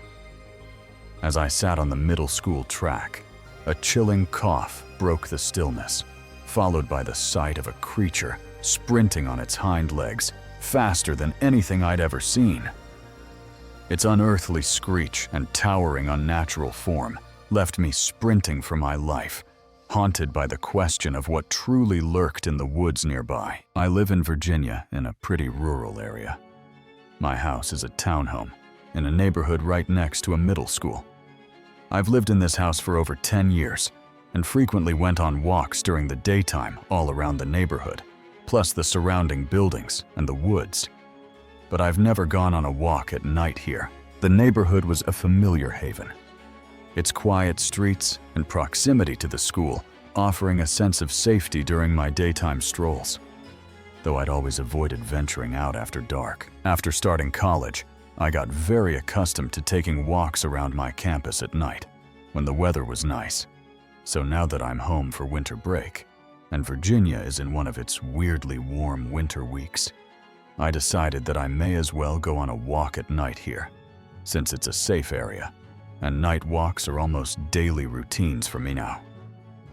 The warm winter air felt inviting, a rare treat in Virginia, and my college habit of night walks emboldened me to explore my childhood neighborhood under the stars, a decision that felt safe given the area's tranquility. I set out the familiar path to the middle school track, a short walk from my home, where I settled on the concrete oval encircling the soccer field, the night air cool against my skins. I walk over to the middle school and sit down on the track. The track is a concrete oval going around the soccer field. I'm just sitting there, relaxing, listening to music with one earbud. I had a lit candle placed on the ground before me, a quirky habit I developed at college to create a calming ambiance, despite the oddity of it, in an outdoor setting. Gross. I also had a lit candle on the ground in front of me. I know it sounds kind of weird, but lighting candles while I sit and chill somewhere outside is just a habit I developed from having a ton of candles and being unable to light them in my room at college. The soft flicker of the flame and the music in one ear soothed me, but my calm shattered when a cough-like sound echoed through the night, sharp and out of place. It was around this point that I hear what sounded like a cough. I instantly stopped my music and started looking around. I don't see anything, but I'm an extremely paranoid person, so I'm still very on edge, even though everything seems fine. I froze, scanning the darkness, my paranoia kicking into overdrive as I waited. The silence stretching for a minute or two before I began to relax, convincing myself it was just leaves rustling in the nearby woods. I just sit there, doing nothing, for maybe 1 or 2 minutes, and start settling back down, thinking that maybe the cough was just leaves in the nearby woods between my neighborhood and the soccer field. Just as I started to settle, the cough sounded again closer this time, and then I saw it. A blur of motion as something sprinted across the field on its hind legs, faster than anything I'd ever witnessed. Its form towering and unnaturally proportioned as it screeched with a bone-chilling intensity. I heard the cough again. Then I see something sprint on its back legs across the field faster than I've ever seen anything move before, and it gets to the other end of the field and continues to stand there on its hind legs. I couldn't see it super well because it was dark and far away, but when it was standing still, I could see that it was too large and weirdly proportioned to be a human. It was also screeching the whole time, like an incredibly loud horror movie creature, making my ears ring. The creature's screech was deafening, a horror movie wail that echoed through the night, its backwards-facing limbs adding to its otherworldly appearance as it stood at the field's edge, staring into the darkness. It looked like it's backwards to me. I initially thought it must have been a person, but it was too large and weirdly proportioned to be human. So I took the opportunity to pack up and sprint home, not wanting to hear the sound anymore. And obviously I was pretty freaked out. I scrambled to gather my things, my heart racing as I sprinted home. My physical disability making the run a desperate struggle, yet I'd never moved so fast in my life. I'm also physically disabled. I can move around just fine, but never very quickly. I literally cannot think of another time in my life where I have ever run that fast. Back home, I texted friends and scoured the internet for answers, clinging to my skepticism of the paranormal, hoping it was just a sick deer, despite the evidence to the contrary. Now, the only sort of paranormal thing I believe in is plain old ghosts. So as soon as I got home, I texted all of my friends about it and Googled all that I could. Everyone reassured me that it was probably just an injured or diseased animal, since that can make a deer act weird like that. But I'm Googling bad deer running on their hind legs and screeching. And while it's a decently documented occurrence, none of the pictures or videos match what I saw. The closest matches were online accounts of skinwalkers, but I dismissed them, assuming it was a deer, despite its lack of antlers. And unnatural speed, the only accounts of experiences like mine are posts on other subreddits about skinwalkers. I'm just assuming it was a deer based on its size. It didn't have antlers, and I couldn't really tell what it was. I'm mainly going with deer because I'm very skeptical about paranormal topics. I've read descriptions of deer running on their hind legs and watched videos, but none of the videos match up with how strangely fast this thing was moving. It was basically a blur running past me. The creature's speed a blur across the field defied all logic, leaving me with a lingering dread that no rational explanation could fully erase Threes. To this day, I still don't know what it was, but I just wanted to get this out there. Maybe someone knows Appalachian animals better than I do, and can reassure me it was just a sick deer or something. I haven't walked at night since the memory of that screech and the shadowy figure on the track, a constant reminder of the unknown that lurks in even the safest places.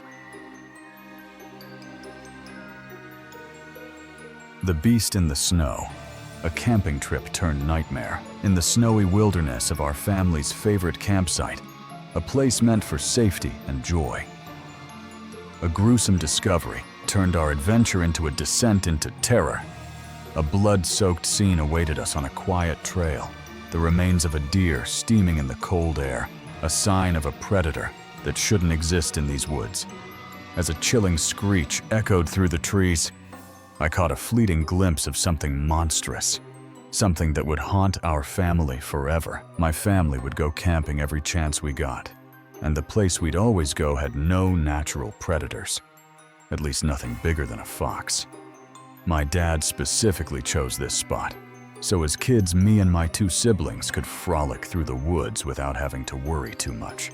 It was a sanctuary of sorts, a haven where we could run free, surrounded by snow-dusted trees and the gentle sounds of nature's.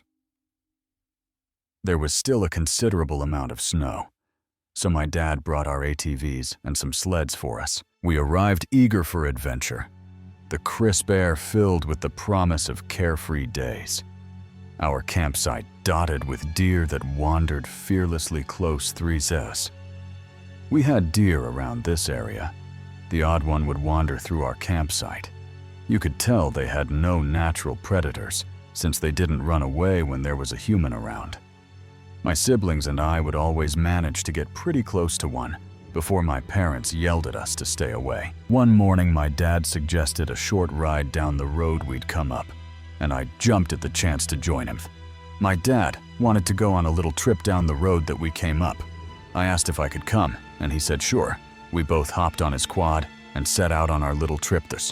The ATV hummed beneath us as we ventured deeper into the snowy landscape, the trail winding through a forest that felt both familiar and untouched. But that sense of comfort shattered when we rounded a corner and stumbled upon a scene of carnage. Uinta, my dad and I were a few miles away from the campsite when we rounded a corner and came across one of the most gruesome sights I've ever seen. On the side of the road were the pieces of a deer. It was blood absolutely everywhere. There was steam coming from the remains, which meant this was a recent kill. The deer's remains were torn apart, blood pooling in the snow, the steam rising from the fresh kill, a stark contrast to the icy ground. My dad, usually unshakable, froze, his face paling as he realized the implications.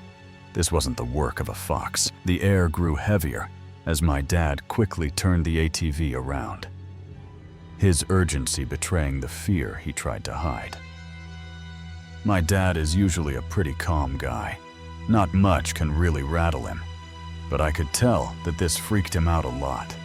He was in the process of turning us around. Before we could escape, a bone-chilling sound erupted from the forest. A piercing cry that made us both flinch, my eyes darting to the trees in search of its source. A sound came from the forest.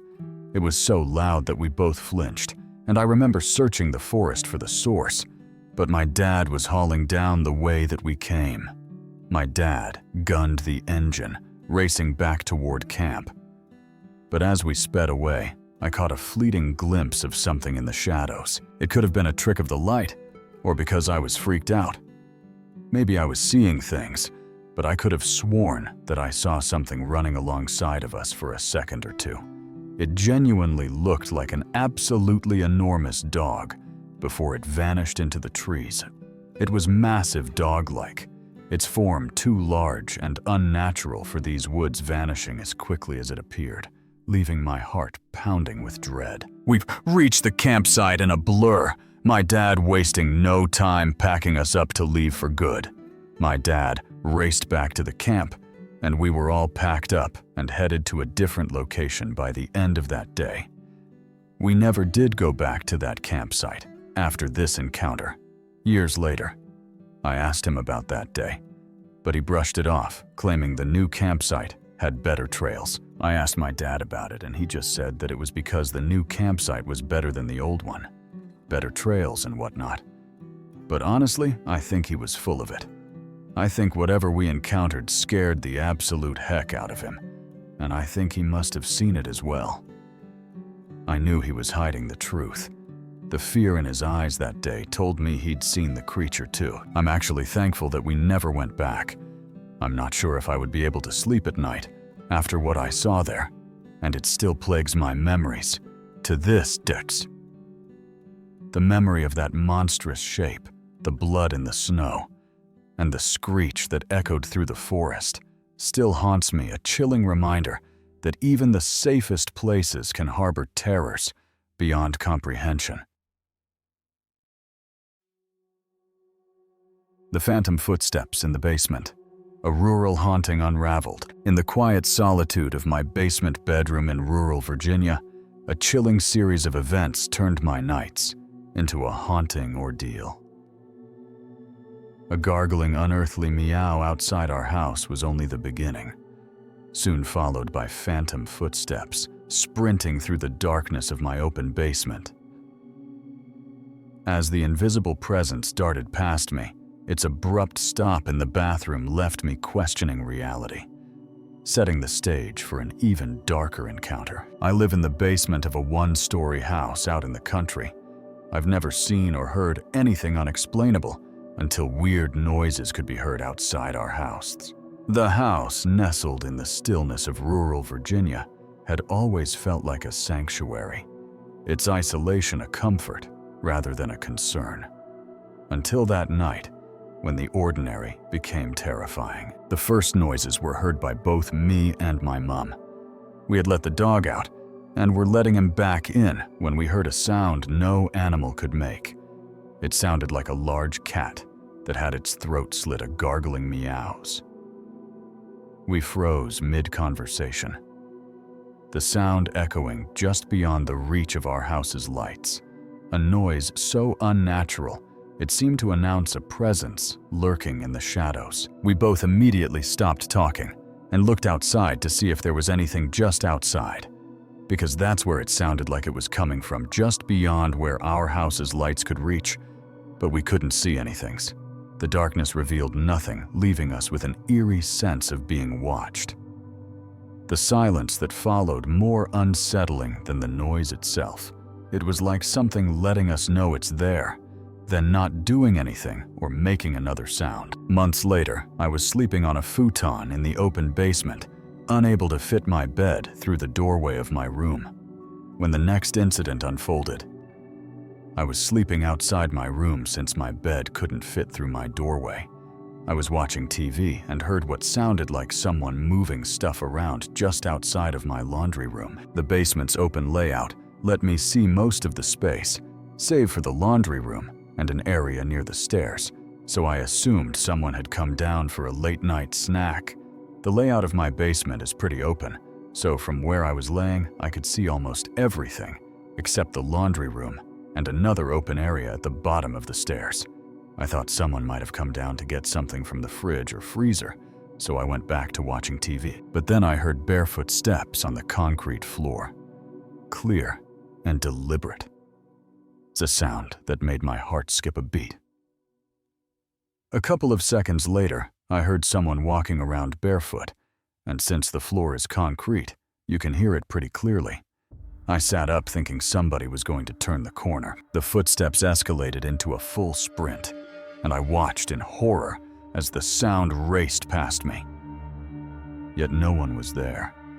The invisible presence vanishing into the unfinished bathroom with an abrupt, unnatural buzz. The walking turned into a full-on sprint, and I watched as the footsteps ran past in front of me, but nobody was there. They disappeared into our unfinished bathroom and stopped instantly. No slow down in the footsteps, just an abrupt stop. My dog, who once slept in that bathroom, refused to come downstairs after that night, his fear mirroring my own, as the incident left me shaken. My dog used to sleep in the bathroom, but after that, he refused to even come downstairs. That same night, I experienced my first sleep paralysis episode. A pitch-black, four-legged figure crawling toward me, its face inches from mine, before it vanished under the futon, intensifying my dread. I had my first and last sleep paralysis episode, where I heard the same footsteps before a pitch-black person on all fours crawled at me and got right in my face before disappearing under the futon. The final incident came when I was back in my room, the familiar footsteps returning this time, running aimlessly before stopping at my door. The doorknob jiggling violently as a wave of dread consumed me. I was back in my room laying in bed when I heard those footsteps again. They sounded like they were running around aimlessly. After a good minute, they stopped in front of my door, and it went quiet for a few seconds before my doorknob began to jiggle back and forth. I ran to my door, grabbed the knob, and sat with my back against the door and my feet pushing against the wall opposite. I braced myself against the door, peering underneath, to confirm nothing was there. My fear so intense I clutched a steel bar for protection, sitting there for what felt like an eternity. I looked under the door and confirmed there was nothing there. I probably sat there for a while before I got the courage to move, and throughout that time I kept looking under the door. There was nothing. I slept with a steel bar that night because I was absolutely convinced there was someone in our house. Since then, the major incidents have ceased, but the lingering unease persists. My door sometimes opens inexplicably after I close it, a quiet reminder of the unseen force that once terrorized my nights. Since that night, nothing major has happened. But sometimes when I come back into my room and close the door, I'll turn around and my door will be open again. The Yellow Ferrari's Shadow, a solo bike tour's unsettling encounter. On a solitary bike tour down the Oregon coast, a chance encounter at a campground turned my journey of self-discovery into a moment of primal fear. A charismatic stranger in a yellow Ferrari approached me at the information board, his overly familiar demeanor hiding a sinister undertone that set my nerves on edge. With each firm grasp of my arm and his unsettling laugh, I realized I was isolated, vulnerable, and far too close to a man whose intentions felt dangerously unclear. I decided to ride my bike down the coast from Canada to Mexico. I was pretty nervous to be going by myself, but for the majority of the time, I felt safe. At 22, fresh out of college, and unsure of my path, I'd embarked on this journey to find clarity, the rhythmic pedaling along coastal trails, offering a sense of freedom I craved. Halfway through, I got pretty comfortable with sleeping alone in fairly empty campsites and parks. There were even some stretches on the trip that I rode with other bike tourists. The solitude had become empowering, the occasional company of fellow cyclists. A welcome break, their stories of the road weaving into my own as I grew more confident in navigating the wild stretches of the Pacific coast. That confidence wavered as I approached a campground on the Oregon coast, a mile from my planned stop. The landscape bathed in the soft hues of a fading day. I was halfway down the Oregon coast. A mile or so out from the campground, I planned to stay for the night. There was this notable yellow vintage Ferrari that passed me headed in the opposite direction. I pulled into the campground, dismounting to check the information board for maps and fees, when the same yellow car rolled in, stopping nearby. I stopped at the information board to look at the map and fees. As I'm sitting there, I see the yellow car coming down the road and stop where I am. An older man, perhaps in his late 50s or early 60s, stepped out, his friendly smile and charismatic tone. disarming at first as he asked about my trip. This older guy gets out and starts looking at the board with me. He's friendly. Seems completely normal, charismatic even. He's asking me about my trip and mentions how he's from the area, but has never checked out this campground. I shared snippets of my journey, still naive from the kindness of strangers I'd met. But unease crept in as he stood closer, his presence shifting from curious to intrusive. I'm still pretty naive. There's plenty of nice people I've met on the trip that chat me up and ask about the bike tour. He's talking to me and getting closer. The man's behavior took a darker turn as he repeatedly reached for my hand. His firm grip on my forearm, accompanied by a manic laugh that sent shivers down my spine. His actions a stark contrast to his earlier warmth. This part makes me uneasy. He would repeatedly reach out to shake my hand, like he was about to leave. But every time he would grab my forearm with his other hand and do this weird gasp laugh thing. The way he did it looked absolutely insane, and the arm grasp was very firm. It sent shivers down my spine. He'd dive into new topics, only to repeat the unsettling handshake each time. Drawing me closer to his open car door, my isolation hitting me like a wave. No phone service, no one in sight. Just the two of us in the fading light. He suddenly dives into another topic and repeats this freaky handshake maybe 2 more times. I realized I'm completely out of sight from anyone in the campground, have no phone service, and I'm now very close to him and his open car door. There's a knot in my stomach. I'm on the verge of tears, and my voice is shaking with every response. My gut screamed danger, my voice trembling as I spoke, the knot in my stomach tightening with every second I remained in his grasp. Desperation took over. I spoke loudly, hoping someone might hear, and announced I had to leave, wrenching myself free to grab my bike and speed toward the campground's safety. I finally speak up loud, hoping somebody can hear me, and tell him I have to get going. Run to my bike and speed to the campground. When I get there, I don't even try to find the hike and bike spots and just throw my tent down directly across from the camp host. I pitched my tent across from the camp host, my heart still racing. The man's eerie laugh echoing in my mind as I avoided him for the rest of my trip. I didn't see him after that again. I had a lot of encounters with random strangers at this point, but none of them terrified me like this one did.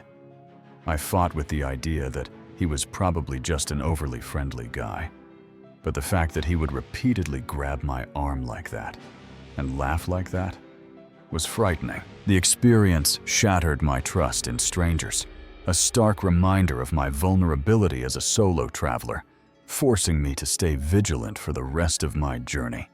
All in all, most people I met were sweet, and it made me very trusting of others. But his actions were a good reminder that I had to be mindful of my vulnerable situation and be much more alert. The yellow Ferrari and its driver became a haunting lesson, a shadow over the freedom I'd sought, leaving me to wonder what might have happened if I hadn't escaped when I did. The red car's lurking presence, a night shift's unsettling close. While closing up during a quiet night shift, an eerie encounter with a red car turned my routine task into a moment of paralyzing fear. An elderly couple's strange parking and lingering presence in the lot set my nerves on edge. Their question about my solitude feeling more like a threat than concern.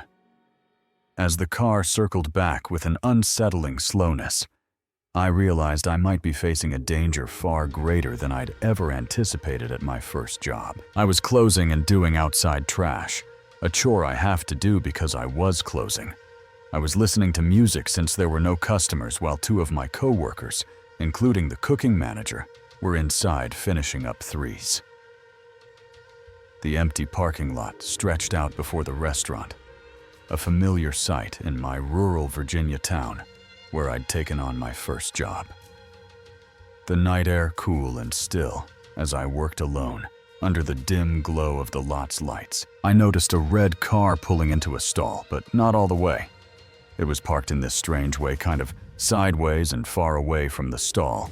The car's odd positioning caught my eye, and I paused my music when the elderly driver rolled down his window, his voice too faint to catch at first. I noticed it was an elderly couple. The husband rolls his window down and says something. I couldn't hear him, so I paused my music and asked if he could repeat. It sounded like he said, "Are you here alone?"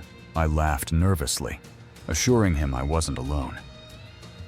My co-worker's still inside, but the couple lingered in the middle of the lot. For an unusually long time, their stillness sending a chill down my spine.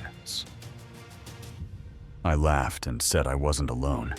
They stayed there for a while before pulling out, but they stopped for an unusual amount of time in the middle of the lot, which was a bit weird. As I continued with the trash, I caught sight of the car again. It had pulled onto the main road, only to circle back into the lot, its slow, deliberate movements amplifying my growing unease. One of my co-workers walked out, laughing. He's around the same age as me, and we said our goodbyes as I continued doing the trash. I noticed the car had gone back to the main road in front of my workplace, but turned back into the lot again, in a slow and unusual way. Panic began to set in as I hurried to finish the car's return, feeling less like a coincidence and more like a predator, circling its prey. My heart racing with every step I took toward the dumpster. I reached the large dumpster, my arms heavy with trash bags, when I saw the red car parked ominously at the stop sign just behind it, its presence a silent threat that pushed me to the brink of tears. I tried to hurry. I noticed the car was gone for a while, so I thought they left. I was heading back to the big dumpster to throw away the trash bags when I saw the red car right behind the dumpster at the stop sign. It was parked there, desperate. I called my brother, putting him on speaker and speaking loudly enough for anyone nearby to hear, hoping the sound of my voice would deter whatever danger lurked in that car. I quickly called my brother, put him on speaker and talked so loudly that anyone could hear me. I was on the verge of tears. Once I hung up, the car finally started to move. Slowly. Paused for a moment, then left for good. The car moved slowly, pausing once more as if to taunt me before finally driving off, leaving me trembling with the realization that I might have narrowly escaped a sinister intent. I felt like I was being stalked that night. I don't know if they had good intentions or not. Reflecting on that night, I noticed my co-worker had stayed in his truck nearby, its engine running a quiet guardian who might have unknowingly saved me from a worse fate. Though he likely didn't realize the danger unfolding, I realized my co-worker had stayed in his truck with the engine running the whole time. His truck was right next to the dumpster, and he may not have known what was going on, but I'm thankful he didn't leave just yet. I'm coming to grips with the fact that this might have been an attempt at kidnapping. The incident left me questioning whether such encounters were common in night shift work. My first job exposing me to a vulnerability I hadn't anticipated, and I've since hesitated to share it with my colleagues, unsure if I should raise the alarm or dismiss it as an overreaction.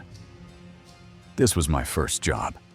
I don't know if this was common or if the people were just looking out for me. I haven't told anyone at work about what happened. I'm wondering if I should. The memory of that red car, its slow circling, and the elderly couple's unnerving behavior still lingers a stark reminder of the dangers that can hide behind a friendly facade, leaving me to wonder what might have happened if I'd been truly alone that night.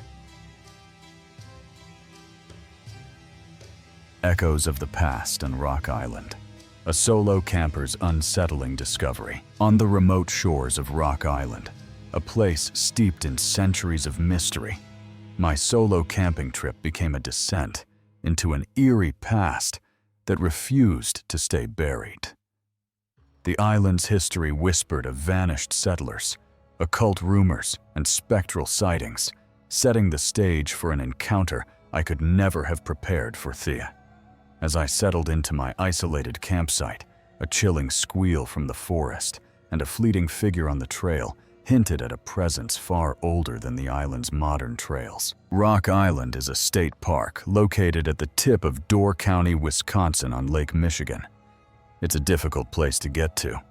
You have to take a car ferry from Ellison Bay to Washington Island, drive across Washington Island to Jackson Harbor, then take a pedestrian-only ferry to Rock Island. No vehicles or bikes are allowed. This small island, spanning just 9 acres, is a rugged gem nestled in the vast expanse of Lake Michigan. Its isolation a magnet for those seeking solitude amidst its dense forests, rocky shores, and windswept cliffs. The journey to reach it is a pilgrimage of sorts, requiring 2 ferry rides and a willingness to leave modern conveniences behind. A process that feels like stepping back in time. The first ferry from Ellison Bay to Washington Island cuts through the chilly waters, the boat rocking gently as gulls circle overhead, their cries echoing across the lake. 3s. Once on Washington Island, the drive to Jackson Harbor winds through quiet roads lined with quaint cottages and small farms, the air tinged with the scent of pine and lake water. The final leg, a pedestrian-only ferry to Rock Island, is a short but transformative crossing, the island looming closer, with each wave its rocky shoreline and thick woods promising both beauty and solitude. No cars, no bikes, just the weight of your pack and the rhythm of your steps as you disembark onto the dock, greeted by the sound of lapping waves and the rustle of leaves in the wind. Even though the island is relatively small, at about 975 acres, it has had an interesting history. In the early 1600s, it was inhabited by a tribe of Native Americans and a fishing village of European settlers. The 2 groups didn't trust each other and had a few bad encounters, but they lived peacefully together. The Native Americans, likely a band of the Potawatomi or Menominee, had lived on the island for generations, their presence marked by the faint traces of ancient campsites and burial grounds, though their exact locations remain a mystery to modern archaeologists. The European settlers, primarily fishermen from Scandinavian and French descent, established a small village on the island's southern shore. Their simple wooden homes clustered near the water, where they hauled in nets heavy with whitefish and trout. Despite their mutual distrust, fueled by cultural differences and the occasional misunderstanding over resources, the 2 groups managed to coexist. Their interactions, a delicate balance of wary respect. There were moments of tension, disputes over fishing grounds, and a near-violent clash over a stolen canoe. But for the most part, they kept to themselves, the island's small size forcing a fragile peace. By the 1640s, the Native Americans had migrated to other parts of Wisconsin, drawn by better hunting grounds and the pressures of encroaching European expansion, leaving the island to the settlers. By the 1640s, the Native Americans had migrated to other parts of Wisconsin. Shortly after, settlers reported seeing a new group of people on the island. They seemed to be white settlers, but they wore strange clothes and kept to themselves. No one from the fishing village was able to talk to them or find where they were living. These newcomers were an enigma, their clothing described in old accounts as oddly cut, with cloaks and tunics that seemed out of place for the time, their behavior reclusive and secretive. The villagers, curious but cautious, watched from afar as the strangers moved silently through the woods, their campfires flickering in the distance at night, yet no one could ever find their settlement. Even after scouring the island's interior, the arrival of these mysterious settlers marked the beginning of unsettling events that would haunt the fishing village. Strange things started to happen in the village.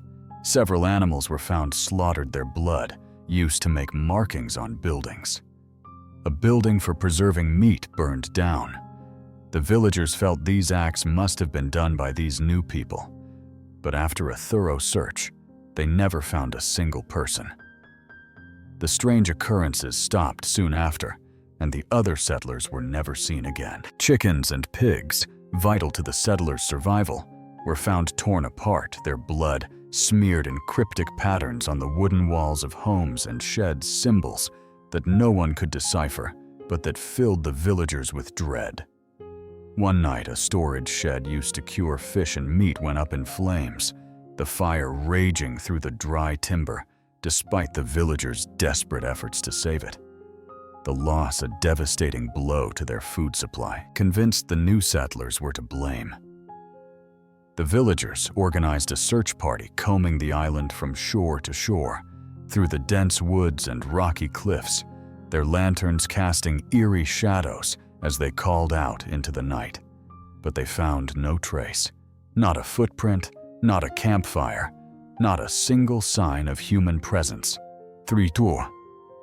The incident ceased as abruptly as they had begun, and the mysterious settlers vanished from the island, leaving behind only whispers of suspicion and fear. Some villagers believed they had been driven off, while others whispered of darker forces at play, a sentiment that lingered in the island's lore for generations. In 1830, the island's history took a new turn with the construction of a lighthouse on its northern tip, a beacon to guide ships through the treacherous waters of Lake Michigan Thruss.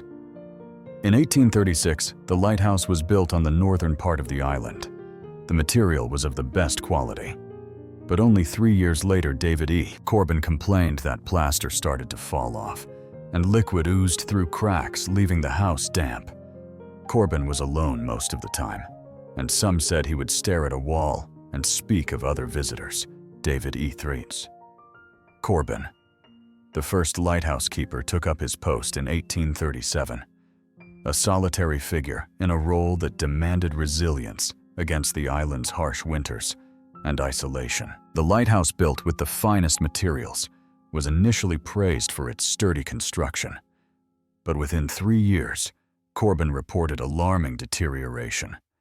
Plaster peeling from the walls, a strange liquid seeping through the stone, leaving the keeper's dwelling perpetually damp and cold. Alone for months at a time, Corbin's behavior grew increasingly erratic. Visitors, noting his habit of staring blankly at a particular wall in the lighthouse, muttering about other visitors who seemed to haunt his solitude. In 1845, an inspector determined Corbin was acting strange and ordered him to take a 25-day leave to find a wife. Some think the inspector was startled by Corbin's mental state.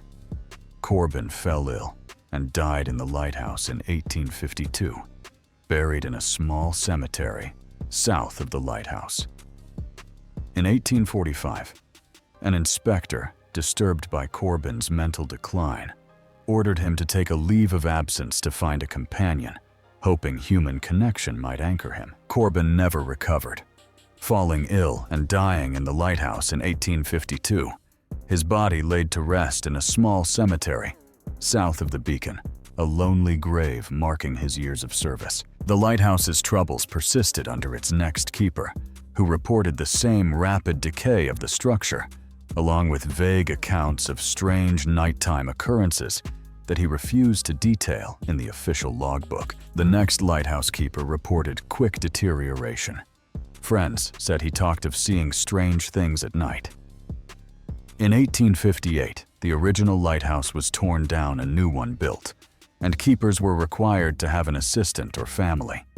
No strange occurrences were reported afterward, except on January 20th, 1876. In 1858, after only 22 years, the original lighthouse was deemed unfit and demolished or placed by a new structure, with a mandate that keepers must have an assistant or family to combat the isolation that had plagued Corbin Threes. This change seemed to quell the strange happenings, and the logbook recorded only natural challenges, fierce storms and shipwrecks, until a haunting entry in 1876. The keeper reported seeing 2 men rowing to the mainland. A terrible storm came up, and they never made it. 3 months later, Betts wrote, the men were seen several times frozen stiff and sitting upright in their boat, among a massive ice floe still adrift. Keeper Betts documented 2 men attempting to row from Washington Island to the mainland, only to be caught in a brutal storm that claimed their lives. Months later, Betts reported a chilling sight: the men's boat adrift among a massive ice floe, their frozen bodies sitting upright, perfectly preserved, spotted multiple times by other lighthouses along the coast, a ghostly reminder of the lake's unforgiving natures. The image of those men eternally frozen in their final journey became a whispered legend among mariners, adding to the island's mystique as a place where the past could linger in unsettling ways. By 1900, the island's population had dwindled, most residents leaving for better fishing grounds on Lake Michigan. Their wooden homes abandoned to the elements, the village slowly reclaimed by the forest. By 1900, most inhabitants left. In 1910, Chester Thordarson purchased the island, used it as a private retreat, and built a stone boathouse, water tower, and great hall for his 11,000 book collection, rumored to include occult books. In 1910, Chester Thordarson, a wealthy inventor and businessman from Chicago, purchased the island, save for the lighthouse land, transforming it into a private summer retreat. Thordarson's vision for the island was grand and eccentric, reflected in the structures he built. A stone boathouse on the south end, with a lower-level dock, a towering stone water tower. On the east side, an imposing wooden gate on the west, and the Great Hall.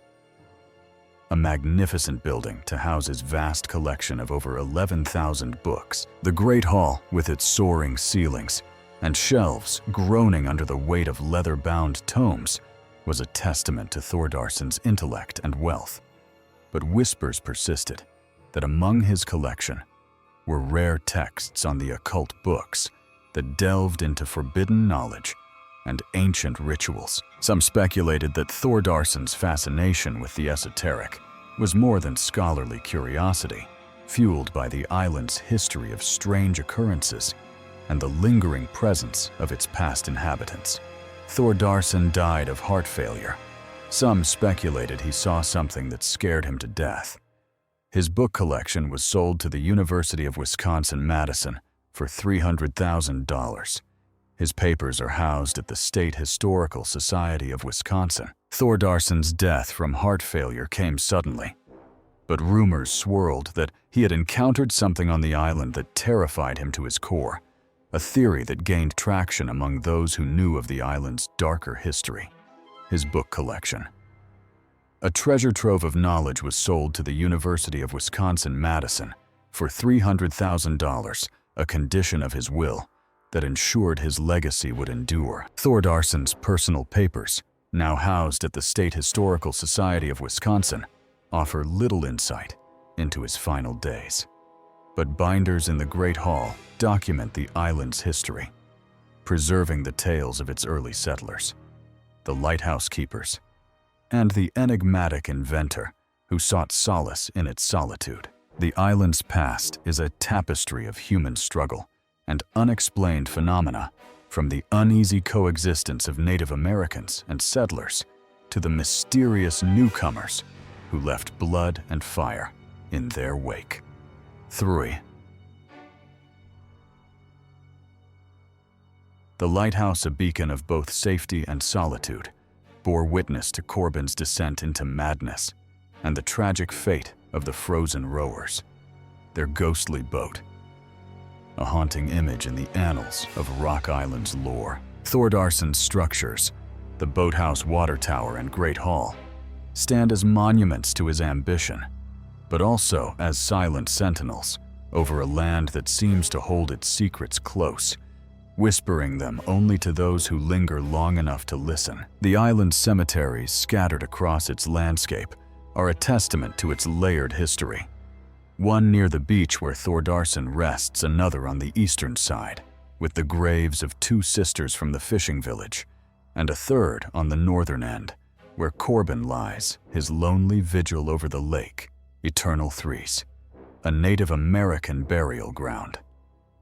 Its location lost to time adds another layer of mystery, a reminder of the island's ancient roots and the spirits that may still linger in its woods. This history, pieced together from archives and the binders in the Great Hall, paints a picture of a place where the veil between the past and present is thin, where the echoes of those who came before can still be felt in the rustle of leaves and the cry of the wind. I took my first and last trip to Rock Island.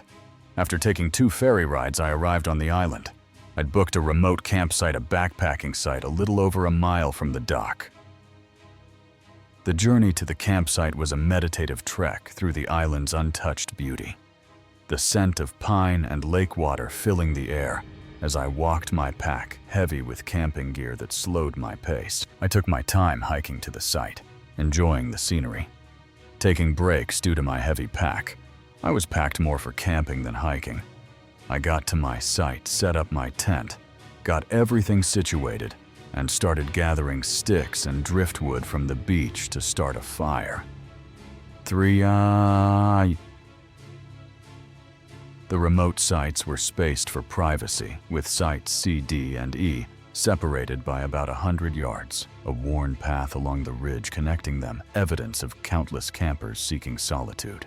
The remote camping sites on Rock Island are well spaced. Sites C, D, and E are grouped together, but there's probably 100 yards between each.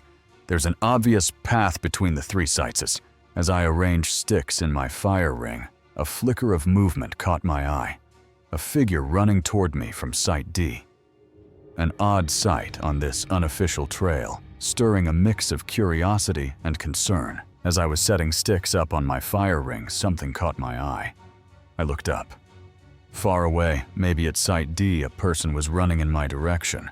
It was odd, because it's not really a trails. I thought it might be a woman in loose gray clothes, possibly a hoodie, but she was too far to discern clearly, and I assumed she needed help. My instincts urging me to assist. It looked like a woman in loose gray clothes, maybe a hoodie. It was far enough away I couldn't make out details. I thought there must be something wrong, and this person needs help. I stood ready to help when a high-pitched squeal pierced the air from the forest behind me, closer than the first I'd heard, sending a jolt of fear through me as I spun around to scan the trees. I quickly stood up from crouching, and I heard that high-pitched squeal noise again, this time behind me, and much closer. I turned around to look behind me, scanned the trees for a few seconds, but didn't see or hear anything. Finding nothing, I turned back, expecting the runner to be closer, but she had vanished, leaving me frozen in confusion, my mind racing to make sense of the moment. I turned back around. The running person must be close now, but they were gone. I stood there, scanned the trees, didn't see them. I was so confused I was frozen for a few seconds. I rationalized that it might have been a camper from Site C heading to the pit toilets, but the unease lingered, the squeal's unnatural tone, a sound like an injured pig, gnawing at my nerves as I forced myself to focus on starting my fire. It was all strange, but I reasoned it was a camper from Site C running to the pit toilet a couple 100 yards west. I tried to forget about it, but it really bothered me. I didn't like that squeal noise. I felt strange all of a sudden. I let it go. Started my fire. Threes. I ate, drank, and decided to explore sites C and D, hoping to find the runner and ease my mind. The island's quiet beauty. A stark contrast to the growing tension in my chest. I had a quick meal, a couple of adult beverages, and decided to take a walk. I hadn't seen sites C or D yet. Thought I'd check if I had neighbors. See if anyone looked like the runner. Site D was empty, its path to the main trail confirming my theory.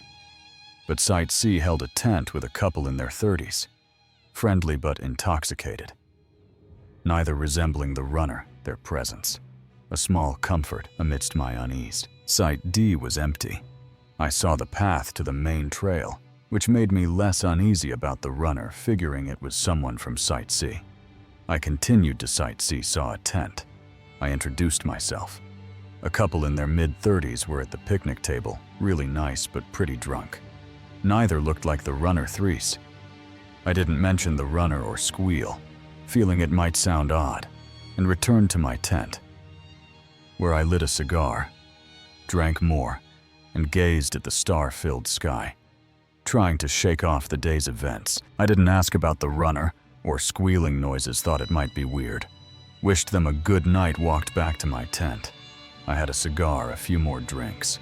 It got dark, a perfect night, clear sky, millions of stars. I felt better, decided to get some sleep. A thunderstorm shattered my rest.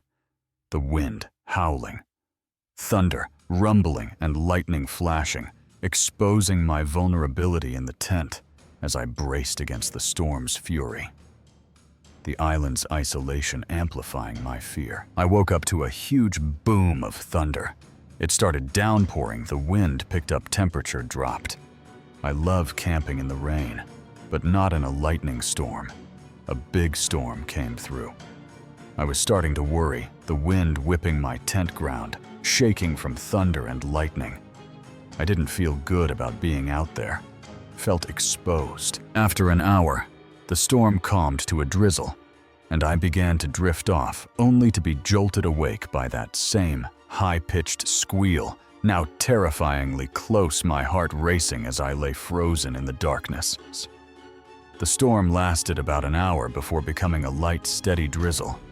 I was falling back asleep when I heard that squeal noise again. I opened my eyes wide in the dark, laid there silent.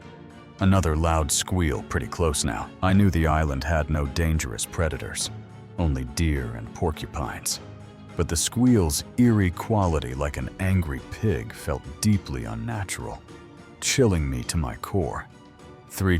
I knew there were no real dangerous animals on Rock Island. Deer and porcupines, nothing like bears or wolves. But that didn't make me feel better. There was something weird about that squeal. I say squeal because it sounded like a pig squeal, an injured or angry pig. Footsteps followed, heavy and deliberate, circling my tent through the rain. My grip tightening on my knife as I whispered reassurances to myself. The sound a haunting echo of the island's past. I continued to lay in my tent. I started to hear footsteps outside. It was still raining, so the sounds were buried in the rain, but it sounded like a large animal or human walking around. I sat up, took out a knife to feel better, kept saying, "It's just an animal. There's nothing in these woods that can hurt you." The footsteps moved away, but a final deafening squeal right outside my tent stopped my heart, forcing a stern shout from me that silenced the night. I didn't sleep waiting for dawn with my knife in hand, the island's history weighing heavily on my mind. The footsteps started moving away. I sat still, holding my knife for maybe 10 minutes, without hearing anything else. Started thinking, it's fine, just an animal, you need to sleep. I was about to lay back down when there was a very loud squeal right outside my tent. My heart stopped. A shiver went down my spine, my heart beating so hard my body was pulsing. I forced out a "get out of here," stern and mean. After that, I didn't hear more squeals or footsteps. But I didn't sleep. At dawn, I found my picnic table overturned, a sight that cemented my decision to leave. Though I rationalized it as the wind's doing, despite its weight and the absence of any sound during the storm. I sat there in my tent for maybe an hour before I laid down. The rain stopped. I laid there until the sun came up. As soon as I stepped outside, I saw my picnic table turned upside down. I thought, this is enough. I'm leaving the island today. I reasoned the wind must have blown the table over, but it seemed strange because the table was heavy, and I would have heard it flip. I packed up after a quick breakfast, the morning light doing little to dispel the unease, and set out on the Thordarson Loop Trail, passing the water tower and a cemetery. The island's history palpable in every step. I made some cold instant coffee, had a bite to eat. Started to feel better, decided to go for a hike on the Thordarson Loop Trail. Close to my site is the water tower, an impressive building with a fireplace that looked recently used. Further down was a cemetery, where 2 sisters and others are buried, likely settlers from the fishing village. As I rested at a scenic overlook, deep guttural voices speaking an unfamiliar language responded to a distant "ooh" sound with their own. A final chilling reminder of the island's ancient echoes, leaving me to wonder what truly lingers in its woods. I came to a scenic overlook with a bench. Drank water, started to hear talking on the trail ahead. Couldn't see anyone yet. The voices were coming closer, not speaking English, very deep and guttural. Deep in the woods, I heard a loud, quick "ooh" sound. Both voices responded with their own "oohs." The predator at the gate. A Brooklyn night's narrow escape. On a humid Brooklyn night, my carefree walk home from the train turned into a chilling confrontation that shattered my youthful invincibility. After a night of movies and indulgence in Manhattan, I strutted through the dark streets, oblivious to the dangers lurking in my own neighborhood. The clank of my apartment gate's latch snapped me out of my reverie, revealing a man whose blank, nervous stare sent a shiver down my spine. His unsettling behavior, touching himself while fixating on me, ignited a primal fear, the reality of my vulnerability crashing down as he lunged up the stairs. I screamed, my voice echoing through the brownstone as I fumbled with my keys, knowing one wrong move could trap me with a predator on my heels. I was coming home to Brooklyn from a movie in Manhattan with my friends.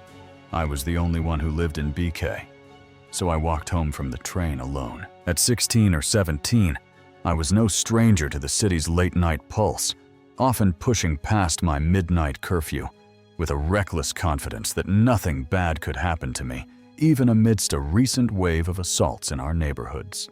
I was used to being out late by myself. I had a midnight curfew, but frequently broke it because I didn't think anything bad would ever happen to me, despite an uptick of assaults in our neighborhood. That night, I was on track to get home on time. The summer after high school graduation filling me with a euphoric high, amplified by a little drinking and smoking that left me feeling untouchable. I was slated to get home on time for once.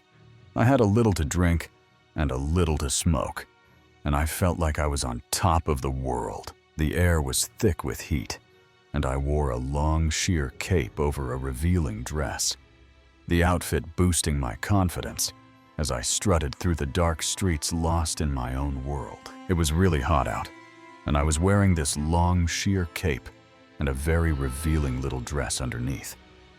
Not that anything would have been different if I'd been wearing shorts and a t-shirt. Because of my fun little outfit, I was feeling myself being stupid taking selfies while I walked down the dark streets listening to music with both headphones in. Not paying attention to my surroundings, I sang softly to myself, the 10-minute walk from the train to my brownstone. A familiar journey, the steps to our third-floor apartment, a comforting ascent, until the sound of the gate's latch clanking behind me shattered my reverie. I got to my building after my walk from the train, walked up the steps to our apartment. We lived in a brownstone with apartments, and ours was on the 3rd floor. We had a gate at the bottom of the steps separating us from the sidewalk. I pulled out my headphones and began to fumble with my keys at the top of the steps. I heard the latch on the gate clank as if it were being opened. I turned to see a young man, probably in his early 20s, standing at the gate, his gray hoodie obscuring part of his face, but his eyes, blank yet nervous, locked onto mine, a silent warning that something was terribly wrong. I turned around and saw a man standing at the gate staring at me. He was young, wearing a gray hoodie, with the hood up, covering part of his face, but I could see his eyes, and I knew something was off because of how blank yet nervous his expression was. One hand was on the gate handle, as if he were about to open it, but stopped once I turned around. My alcohol-fueled haze delayed my instincts, but I called down cautiously, asking if I could help him. His silence deepening my unease, as I noticed his other hand moving rapidly near his waist. a horrifying realization dawning on me. My fight-or-flight instinct didn't kick in yet. Probably the alcohol, but I cautiously called down, "Can I help you?" He didn't respond. I looked him over more closely, realized his other hand. Knot on the gate was moving fast near his waist. I registered he was touching himself, unasked. Within moments, he sprinted up the stairs, his hand outstretched to grab me. My scream piercing the night as I jammed my key into the lock, slamming the door behind me in a desperate bid for safety. Within milliseconds, he was sprinting up the stairs behind me, reaching out to grab me. My brain clicked into place, and I started screaming at the top of my lungs as I jammed my key into the door and slammed it behind me. I tore up the stairs to our apartment, calling for my dad, not daring to check if the door was locked, trusting that my father's towering presence and our dog's fierce barks would deter the intruder. I ran up the stairs to my apartment, screaming for my dad, not stopping to make sure the door was locked, thinking if he followed me, he'd be met by my very tall father and our very loud dogs, who slept in the bedroom right next to our apartment door. Glancing over my shoulder, I saw his face pressed against the glass window of the door, his eyes now blazing with fury. A sight that fueled my terror as I burst into our apartment, still screaming for my parents to call the police.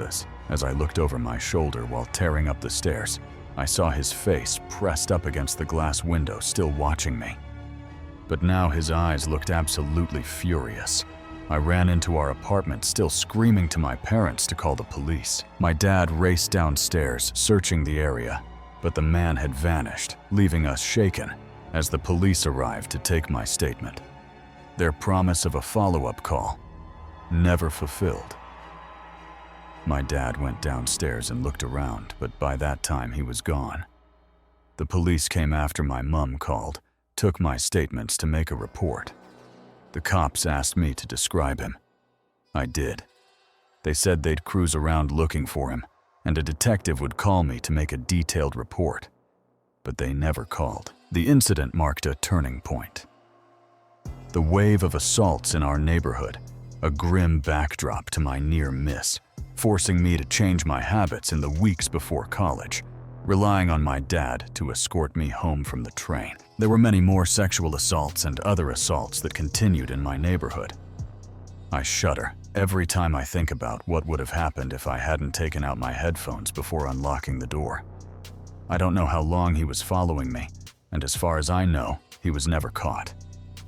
For those last few weeks before I left for college, I'd call my dad to meet me at the train station so he could walk me home safely. Now, as an adult, I'm far more vigilant.